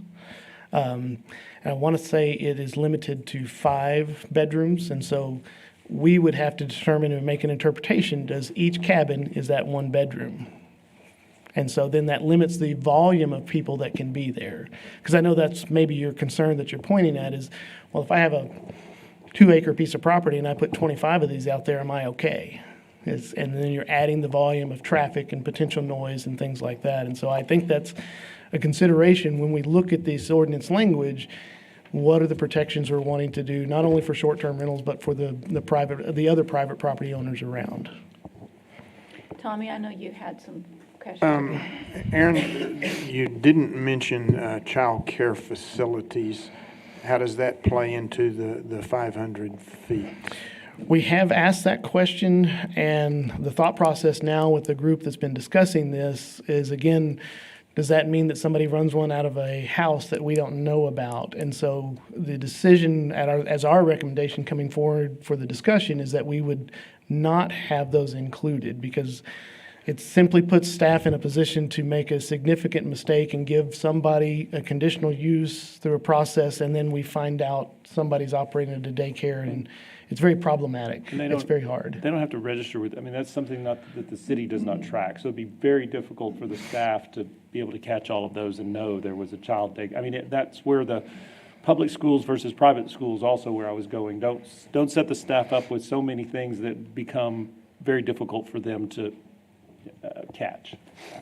One step, going down the rabbit hole a little bit further, if it is a advertised and signed, there is signage identifying this location as a child care facility, but it still might be in a neighborhood. I can think of at least one over in the Santa Rita area that has been there a long time, but it is in a residential neighborhood. How would the 500 feet apply in that situation? It would be grandfathered, but what happens if someone wants to open up a new one? Yes, the new one, yeah. If somebody 2 houses down, could they open it up from? Currently, the way we have it written, yes, they would be allowed to apply for a conditional use. Now, conditional use is a discretionary decision by the Planning Commission, and that's where the staff works with the applicant to say, here's why it's a good idea or here's why it's a bad idea. And maybe that's a criteria of us making sure that the Planning Commission knows what is around, and we've identified that, and they make the best decision they can. At that point, and we'll talk about it a little bit later, there's always an appeal process that could come before this board or this council and say, okay, what makes sense there?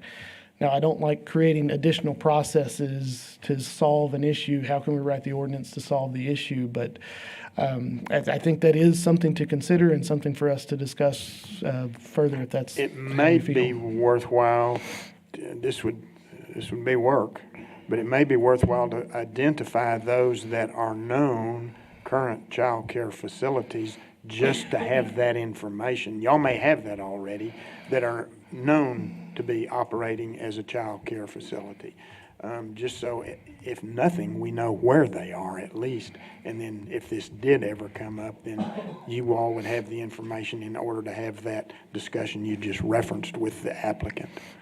Just a thought. Let me ask another question. Describe what 500 feet looks like. Is it a block? Is it half of a block? Is it 2 blocks? What's 500 feet?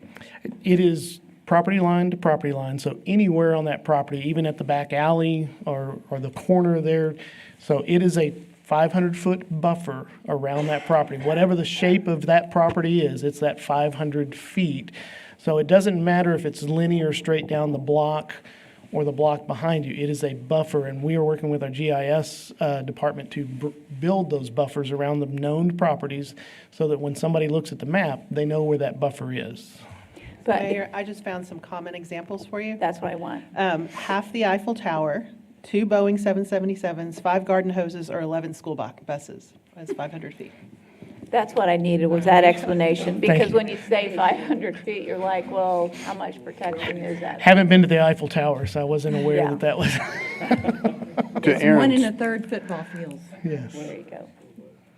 to Aaron's point too, and really to the heart of your question, I think, Mayor, and he referenced it, is it actually linear feet or is it?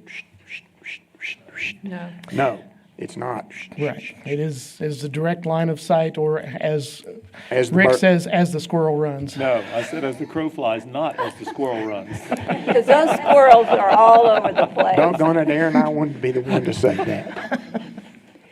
My next question would be based off of the language that we're talking about and we're asking to have added to this for conversation is with the previous cities passing STR regulations, Teresa, do you see these suggestions as potential problems as we move down the road? Because we know a lot of lawsuits have been filed against cities who have passed short-term rental ordinances. Yeah, we tailored this ordinance to comply with those cases that regulate us right now, which is primarily a case out of Austin. There's a lot of cases from other court jurisdictions that are kind of informative, but they're really not binding on us. So this does meet the regulations that we're under right now, but I can't say that protects us from any kind of liability because this is a very hot topic for litigation. And the way that you get sued is you enter into a new provision that nobody else has done. I keep hoping the Supreme Court will look at these jurisdictions who have all these different rules and make a decision. They kind of look at the cases and so far have declined to do that. So we're hoping to have some Supreme Court jurisdiction, Texas Supreme Court decision-making ability and some guidance, or this comes up in the legislature in every session. It gets closer to just allowing these by right. So we'll see. But for now, I think this is the best we can do to protect ourselves. Karen? Is it correct that the language states in the ordinance, because you don't want to be vulnerable to interpretation, I think is what I'm gathering from Teresa's comment, and this will continue to be a contentious topic for citizens and city governments, probably into the indefinite future. No matter how great the new ordinance is, there will still be questions and concerns. But doesn't the ordinance currently state that where restrictions are in place on land use, the more restrictive shall apply? Meaning, if there's a question, several examples have been given, then the department and the planning commission will choose the most restrictive. No, I think that's a Solution. misinterpretation of what our ordinance says. We have a conflicts of law provision within our code, and what that says is that the more restrictive or imposing the higher standards shall govern. The zoning ordinance is not intended to supplant or replace private deed restrictions or covenants. So what it's saying is that if we give you authority to do something, and we've seen this in other cases, if we give you some authority to do something, but you have a deed restriction that's more restrictive than what we said, you still have to abide by the deed restriction. And the same thing goes the other way. If you have a deed restriction that says it's perfectly okay to have STRs on your property, but we say no, then we're the ones who govern. So whichever is more restrictive. Thank you. So how can you apply what you just explained to us to an entire development with published deed restrictions? Did I say that right? Because we frequently hear about neighborhoods, Tom has some, I have some, that are older neighborhoods, no deed restrictions are on those neighborhoods and they feel particularly vulnerable. But there are other parts of town where there are clearly stated deed restrictions, and I think the public believes that those are protective. If they don't want to live with STRs, then they don't have to, but maybe that's not the case. Well, those may I are also, okay, let me ask this, Teresa. Okay, so if I lease to someone for 31 days, not 30 days, am I an STR? No. So back to Karen's point that those are protective. They are protective, but it's not the city's to enforce. All that we can enforce are the rules that we put upon properties. So if you have a deed restriction on your property and Lucy decides to put an STR as your neighbor next to you, then you can sue Lucy because she's violating that private covenant between you. The city doesn't have a role in that, and it's not appropriate for us to have a role in that. Those are unique community restrictions that, quite frankly, communities can be more stringent than we as a city can be. I think the other component of this is the discussion about whether or not those deed restrictions can prohibit STRs has been decided by the Supreme Court. And they said two things regarding that. One, STRs are not commercial. This is a residential use, just the same as if I leased my property for 31 days. That's considered residential use. So they're not viewed as commercial enterprises by the Supreme Court. So the deed restriction would have to be very specific in saying you are not allowed to have this particular residential use for it to apply. We have deed restrictions throughout the community. Some are racially discriminatory, some are just no longer relevant. All of those are for private individuals to deal with. We don't get involved in that, and I would highly advise that we don't, because it opens us up to even more litigation for interpreting a situation that we're not even involved in. What is the ruling on subletting? So if I choose to lease a project for 31 days, but I sublet to someone for 1 week, is that legal? I think the subletting would be, for the 1 week, would constitute operating that as an STR. And I know there are a number of operators who do go back and forth. If they can find a long-term lessee, they do that. If they can't, then they put it on the list and they, rent it for the night or the weekend or whatever. The way we're looking at it, I believe, is if you have a period of time where you're leasing it for less than 30 days, you have to comply with our STR requirements. Yes. This is such a tough conversation to have, because on one hand, I'm a big believer in private property rights. I think that's a huge issue. On the other hand, I'm very protective of a neighborhood and believe that people move into neighborhoods because they want to know the neighbor and want to know who's in the neighborhood and select certain areas based off of what they want their family neighborhood to be.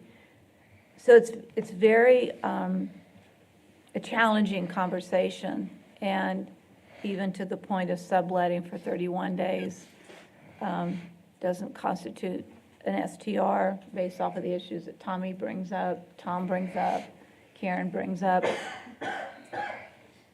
I think what we really need to do, in my mind, is add as much commentary to this issue as possible before we take any kind of motion or movement on it.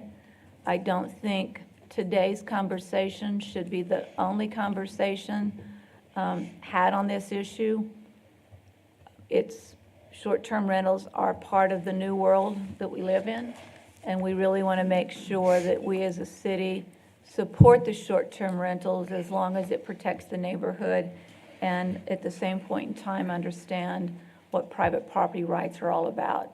It's very complicated. It's going to be very emotional.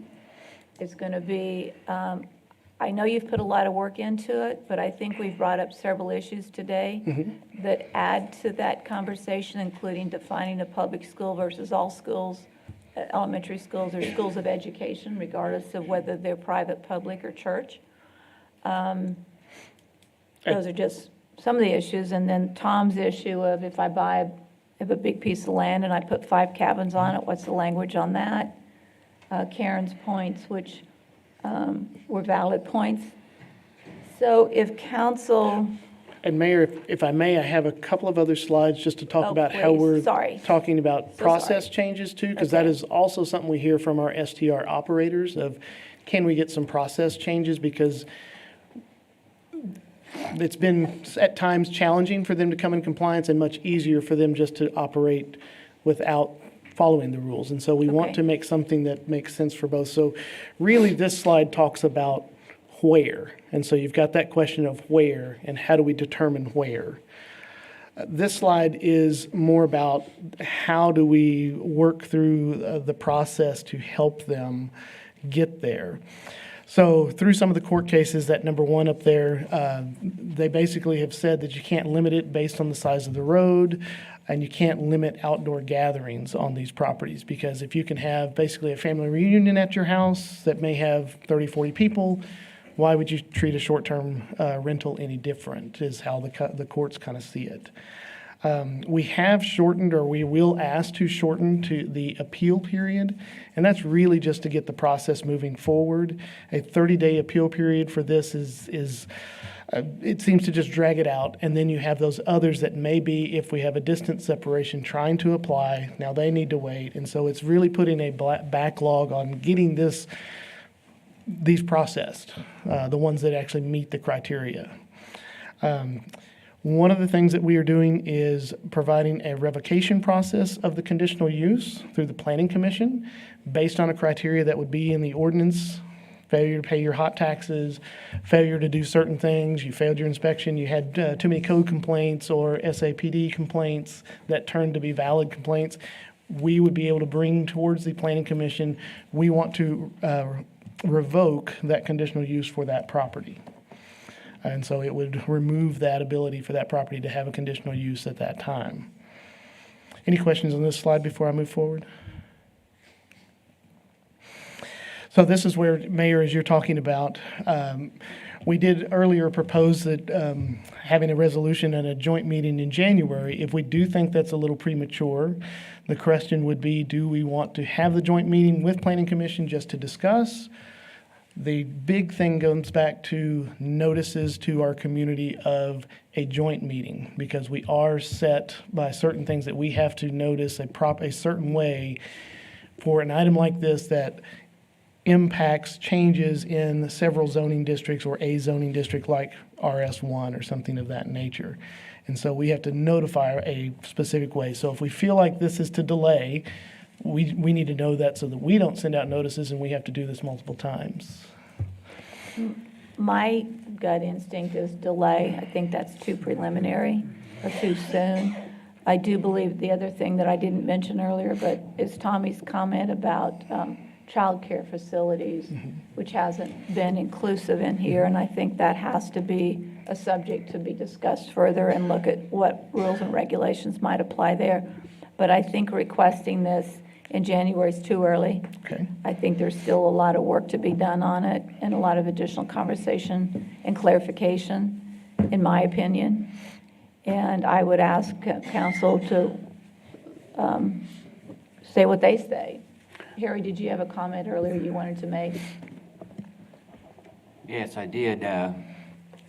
We've been dealing with short-term rentals in San Angelo about 7 or 8 years. When I first came on council in 2016, we talked about it and then started through this. So it's time to revisit this and bring the ordinance up to where it needs to be. Now, whether we vote on this as it is today or we push it till we get some more information makes no difference to me, but we've got to do something with it. We can't keep it the way it is. I would like this information to be updated based off of our conversation today, be brought back to us at the January 16th meeting, and then we'll decide what action to take going from there if council agrees. I would like to clarify, y'all need to tell us specifically what you want us to bring back. The things we just discussed as part of that ordinance. So where I would go with that is adjacent STR properties that share lot lines or share property lines specifically, is I think how I would phrase that. And whether they would be inclusive of falling under this or not. Meaning multiple Yes. multiple cabins. Multiple STRs. On a single lot. Teresa, let me go down a different rabbit trail. I know there's a lot of legal activity in Dallas over their STR ordinance. And I think there's been an injunction, whatever. Maybe a delay on our part would help us a bit. It's not going to give us clarity, but it might help us a bit to see where that case goes before we move forward. So That case specifically is about no STRs. The council voted no STRs in a residential area, only in commercial areas. And that's the basis for that lawsuit. Yes, and the injunction just said the city can't enforce their ordinance until the other issues are resolved. The issue with the Dallas case is that's not our jurisdiction as far as courts are concerned. We're really under the Austin cases and that series of cases, which we're watching to see if there's any decisions made on that, but that hasn't been done. The other concern I have about continuing to push it completely is that we do have things that we know we're not enforcing because we cannot enforce them under the Austin case. So the number of people, I think the road width might be another one. So there's a few things like that the Austin case explicitly said we cannot enforce. So even though it's on the books, we don't hold people to those things. So at the very least, we want to get those cleaned up at some point in the near future. would it be possible to clean up that which, in your determination, planning department, legal department, needs to be cleaned up for the current state of operations, to go ahead and bring that to us, let us address those, make a decision on those, and then some of these other things that may need further discussion with the planning commission, then we do that maybe in February. That's just a thought. We can certainly look into that and work with our legal team to see what's the right path to take. If we're just simply striking some text, that might be one path, and then we come forward with here's the real revisions, but I'll take their advice on where we can move forward with that. I would be open I think to we that. also want to avoid having to have multiple meetings with the planning commission. So we have to call that joint meeting. So I would encourage you to just do that once. It's kind of hard to assemble everyone. So if we need to punt and bring that all together. I think we do, Rick. I think Okay. we don't want multiple meetings to do it. We want to, Right. based off what Tommy said, what other city council So, members have offered, I'll go get over all that together. Okay, I'll go over the items that I have listed, and I also have one question. Do you want all of these items that was listed reviewed by the planning commission before it comes back to you? I think it should be. Okay, so In my that next opinion. planning commission meeting's not till. It is after your January Right. meeting, So so that you would means it's not gonna hear it in push you January. even farther. Yeah. Yeah, because have been involved and have offered Yeah. a Correct. lot of input, so I don't think we should be asking for change without it going to them for review and conversation. So what we'll take to them, unless I've missed one, and y'all tell me if I've got this right or wrong, but one is the item pertaining to multiple cabins or such on a property. How is that treated? Or we'll explain whether that's allowed or whether other guidelines prohibit or allow that, and what their opinion is. The next is to potentially include private schools as well as public schools. The next is whether they want to Including include. churches that That would be a have private schools, right? school. Okay. Yeah, so public or private school. Okay. And the next is whether or not they want to include childcare facilities. Is that one y'all okay for them to talk about? And then the last one is anything pertaining to deed restrictions. Do we want that one? Okay. Did I miss anything? Those are the four? Well, I think mine, just to be clear, was it didn't matter if they were all on one property. They could be several adjacent properties in a row. I mean, somebody could have 5 or 6 lots that are adjacent. I think that'll most likely be already governed by if they're allowed by right and they're not in a zoning area that requires 500 feet, then yes, you could. But if they're 500 feet requirement and the person just happens to own multiple lots, then that would not be allowed because they'd have to have the 500-foot separation between one STR and the next. I think that. I don't know if I'm good with that, but anyway, you have the gist of what I'm asking for. Yeah, you'd have to totally change the 500-foot requirement in that zoning thing to allow, okay, Rick bought 6 lots in a row, and so I can have 6 just because I'm the same owner. I think that, from what I would see, would defeat the spirit of what initially was trying to be done to making them 500 feet apart, unless it's in a allowed by right area. Karen? We can talk, but. Just confirming that code compliance and enforcement is not part of today's conversation. It'll be part of the conversation with the planning commission when we meet jointly. Well, and so we can just briefly touch on that, but, at this point, the city doesn't have, we operate on a complaint basis, basically with code compliance. And so we don't have anyone who's doing that, who's going out looking for these or enforcing that. Finance has done a good job of trying to look at, who's paying hot taxes, get those things done. But that will be something that y'all will need to consider and possibly we'll talk about in January at y'all's work session. But if we want enforcement in this area, that means we're really going to have to bring on staff to help do those things. I don't think we use code compliance in that sense, just as we don't today ask that code compliance drive around every neighborhood and write down the issues that, it is phone call related, right? It's not. Correct. That's typically how it's done now. And I don't think we should be asking our code compliance people to be in this management of this issue unless there is a complaint, just like it is for them on all other issues. The complaints we got, like at the meeting, at the Planning Commission meeting, were that there are all these ones operating out there. This guy spoke and said, why should I be in compliance when there's 40 others? Why do I bother if you're not going to enforce? So those are the concerns, and where you put it could be decided. But I just want everybody to know, just STRs in general, the planning staff is low as it is now, and the volume of these coming through and enforcing is something our staff really doesn't have the. But every citizen has the right to ask for code compliance on those issues. So if you suspect someone is operating a short-term rental, you have the right to call and report it. Correct. Everyone has that right. Correct. And then it's our obligation to go out and seek the information in terms of whether it's valid or not. That's correct. And that what I was basically just trying to say is that enforcing in that manner, we currently don't have the staff to do that. They're not covering well code complaints coming in general. So anyway, just food for thought for y'all later. Further, yes, Lucy.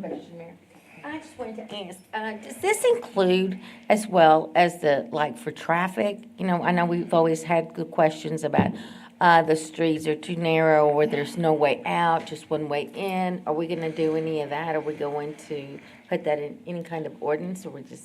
Well, this really is just a land use ordinance. It really doesn't address all of that thoroughfare stuff. And so there's been a case that says you can't restrict the width of road.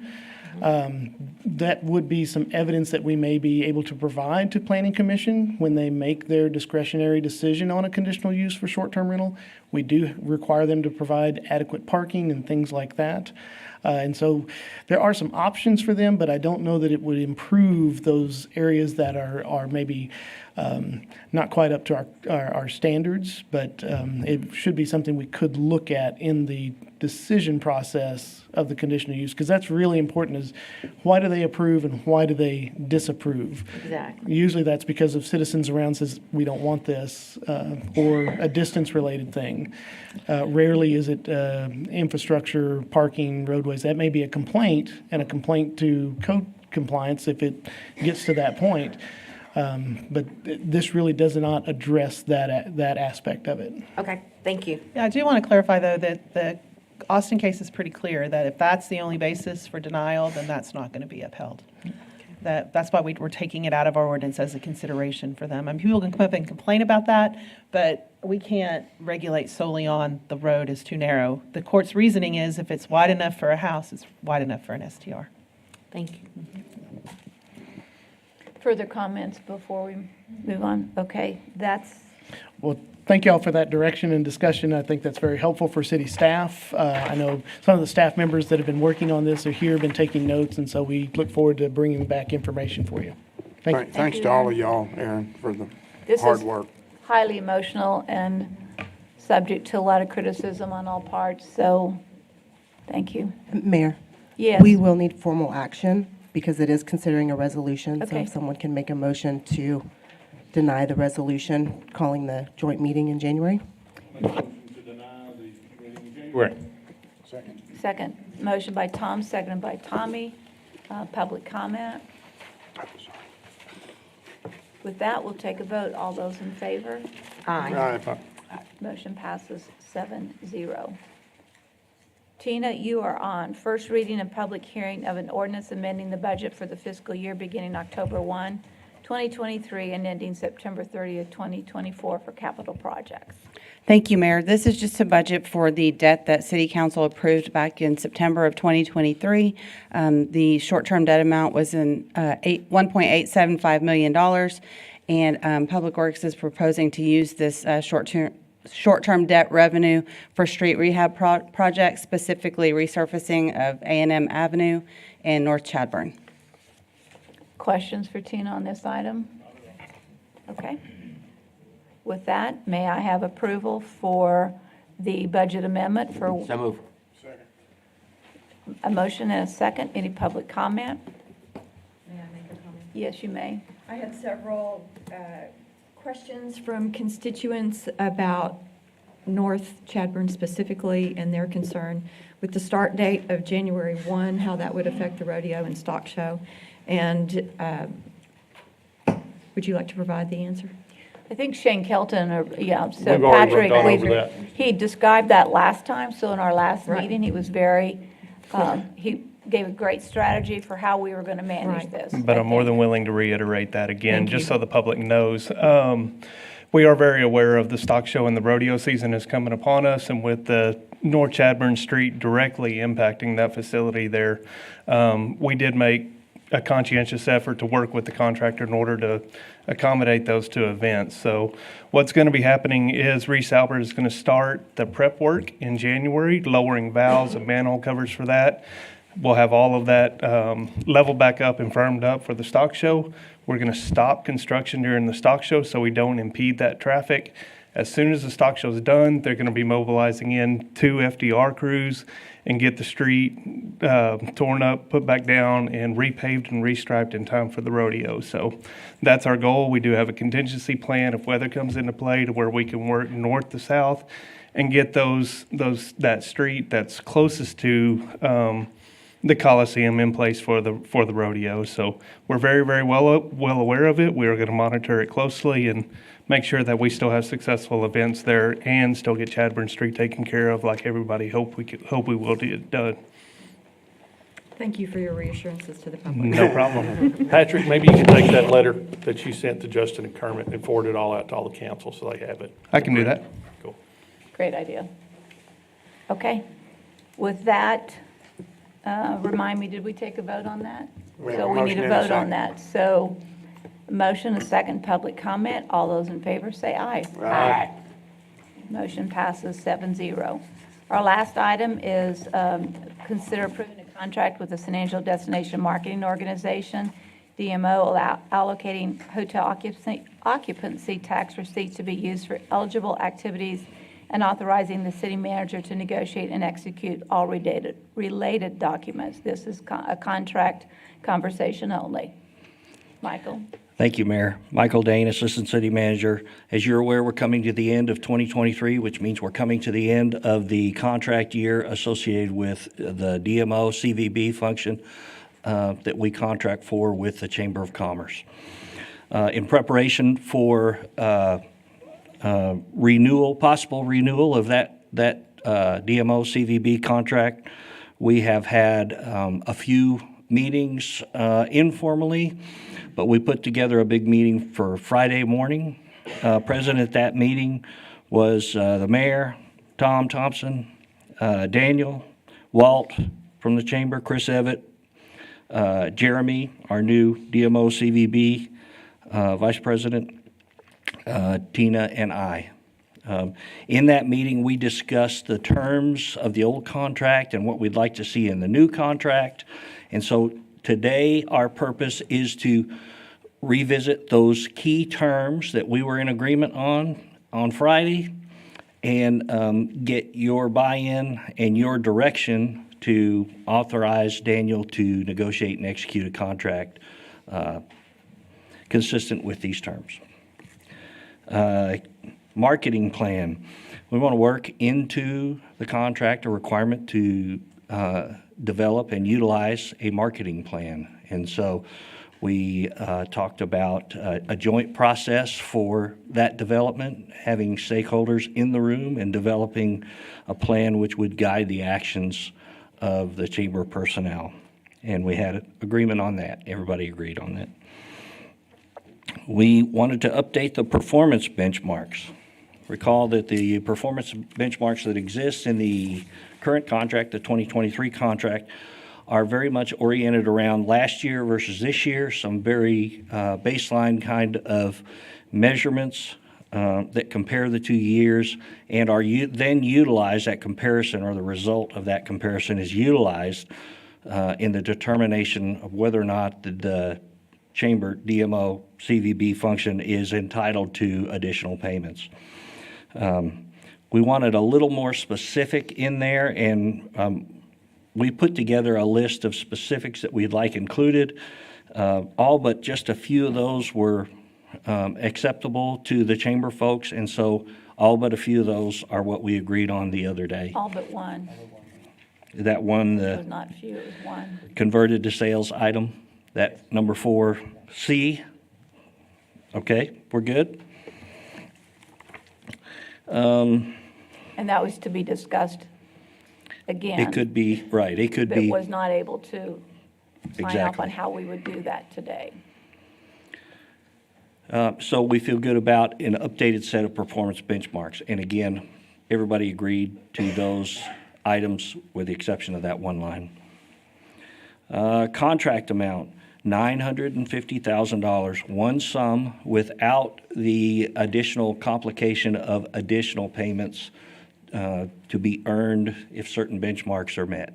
No, we didn't discuss additional income based off of benchmarks. That's what I'm Just that, saying. yeah, No- yeah, no just making additional. sure it's clear. And the key is the contracts for a certain amount with certain things to be, certain actions to be performed with the desire that certain results are achieved. And so even though the additional payments are not contemplated in the contract, we still have those performance benchmarks in there or performance efforts in there that we want the committee to be able to look at. Payments to the chamber. One of the things that is a little bit, is more, we think more complicated than necessary in the current agreement is the computation of fund balance to be retained versus clawed back to the city unused numbers. What we've come up with is a simplified methodology in that there's no routine fund balance kept by them. There are two small performance funds of $40,000 each, which they retain, but no operating fund balance. That operating fund balance for this kind of organization would be to facilitate cash flow. In exchange for that, what we've proposed and what they agreed to was at the beginning of the year, a payment equal to 9 months worth of activity. So they would have those first 9 months in that first payment. And that eliminates the cash flow issues associated with maintaining a fund balance. And then a 3-month payment for us after that. And for us, that's important because they fall for us in separate fiscal years. And so that, we think that methodology simplifies that fund balance section of the contract, and everybody agreed to that. Quarterly meetings where this little review and steering group meets, quarterly financial reports where they provide financials on a quarterly basis, quarterly reports to council. That will continue. One additional provision that was discussed during the budget process that we're going to put in here that Walt thought would be not a problem was, recall that they had a key position vacant for multiple months during the year. And one of the discussion items was that we would like that clawback to be not less than 8 months of the previous director's salary.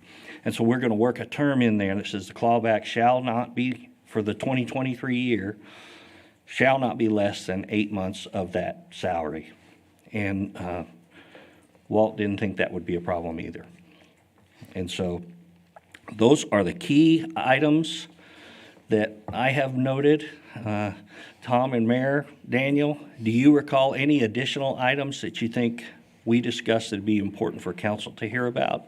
That was a very thorough presentation in terms of what was discussed and what everyone agreed to in terms of a way to move forward and to produce the best possible results from the hot tax money investment and to heads and beds, which is a key component in terms of performance level. And the other issue was the making sure that we understood the actual impact of actions taken by the CVB in terms of putting heads in beds. Which ones did they actually deliver heads in beds? And that's all part of those issues that you just discussed. Well, one of my objectives was to work the administrative folks as much out of the process as possible so we could focus on this relationship of inputs versus results and really think about how the DMO CVB function stimulates activity locally and not spend a lot of time worrying about administrative functions. Daniel? No, I think Mike did a wonderful job summarizing the discussion that we did have. We'll iron out the details, as you mentioned, giving the city manager the authority to negotiate the contract itself. But there are certain details. We did talk about the criteria that was acceptable to us. There's that one that we talked about that we do need to kind of get a little bit of expertise from the DMO and the CVB as far as what that could look like. I'd like to take a look at in discussion with Jeremy what they're proposing to see how that goes into the contract. But other than that, Mike, you nailed it. You covered all the different points. So thank you. Thank you. Additionally, we did have a preliminary meeting with the city attorney to see if anything we discussed was crazy or was going to be very difficult to paper up and put into a contract. She felt like what we had talked about was probably achievable. Do I have questions or comments from council? May I have a motion for approving a contract for Daniel to negotiate and execute? So moved. Motion to approve. Motion by Karen, seconded by Lucy. Public comment?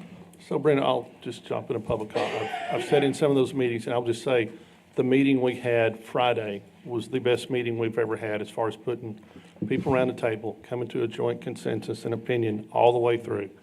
And I left there very positive and feeling very, confident on this kind of defines how we're going to go forward. And I thought everything just worked out as best as could be expected. So I applaud you all for the vote. I think it was a very good job. Thank you. Public comment, there was none. I just saw none, so let's take a vote. All those in favor, say aye. Aye. Motion is passed 7-0. We are now going to go into closed session. We have lunch. We do, yes, ma'am. Executive session under the provision of Government Code Title V, Open Government Ethics, Subtitle A, Open Government Chapter 551, Open Meetings, Subchapter D, exceptions to requirement that meetings be open under the following sections. A, Section 551.087, Economic Development Negotiations regarding Project BESS. Section 551.071, Consultation with Attorney regarding Risk Management Claims. And Section C, 551.071, Consultation with Attorney regarding Public Art Commission decision. With that, we are adjourned for the closed session. We will return once business is concluded.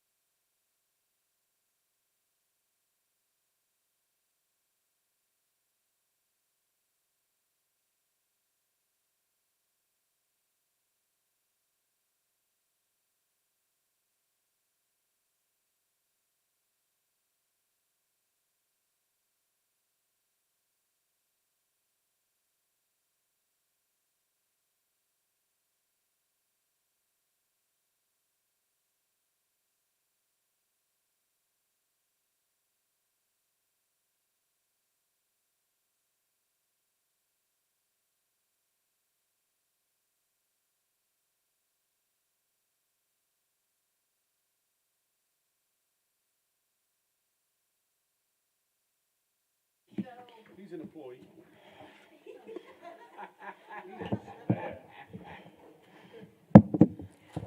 We are going to call this meeting back to order at 1:07 PM from our executive session. There are no items to be announced following that executive session, so we'll move on to item B, which is consider approving various board nominations, Parks and Recreation Advisory Board, C. Rangel, SMD 2, and DJ Wilde, SMD 5, to a second term, Benjamin Brojakowski, SMD 6, to a first term, all ending December 2025, and then to the Civic Events Advisory Board, John Flint, SMD 1, and Josh Hilton, SMD 2, both to a first term ending December 2025. May I have a motion to approve item B?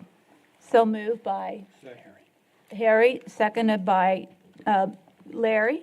And public comment, since there's no public here, we will not take public comment. And so we'll take a vote. All those in favor say aye. Aye. Passes 6-0. Announcements or consideration of future agenda items. Just have a great Merry Christmas. Let's welcome the new year and look forward to all the great things we're going to do together in 2024. Do we want to try to schedule that strategic planning meeting? No, Okay. because we've already said we're not with COSDC. They're going to come back, right? I think it's a different Daniel, do you one. want to, Daniel, Strategic did you want to planning. schedule the strategic planning? For what? Strategic workshop, Mayor, the priority setting workshop, talked about starting in January, so we Oh, can have no. discussions about what we need to do as far as revenues moving forward into the future, into this fiscal year. Okay. Those discussions were had, so I just want to make sure that we get that scheduled for January. Okay. There's some dates on there. At the end of the month, 23rd is a Tuesday, 26th is a Friday, the 30th is a Tuesday as well. I don't have my calendar, so I'm not going to. Hand that to the mayor, please, sir. No, she got it. So that whole week, I have looked at being out of town. Except, but I mean, I leave out, as I tell Heather when they make those, I usually leave on Monday and then try to make sure I'm back for Friday. So the If it's an 26th would be off-council, 26th? the only date we could consider. I'm cool with that. I'll just make sure I'm here. Okay, we'll make that the 26th of January. Thank you, ma'am, appreciate that. With that announcement, adjournment. Move we adjourn. Second. All in favor? Is that a Friday, Mayor? Yes, That is ma'am. a Friday.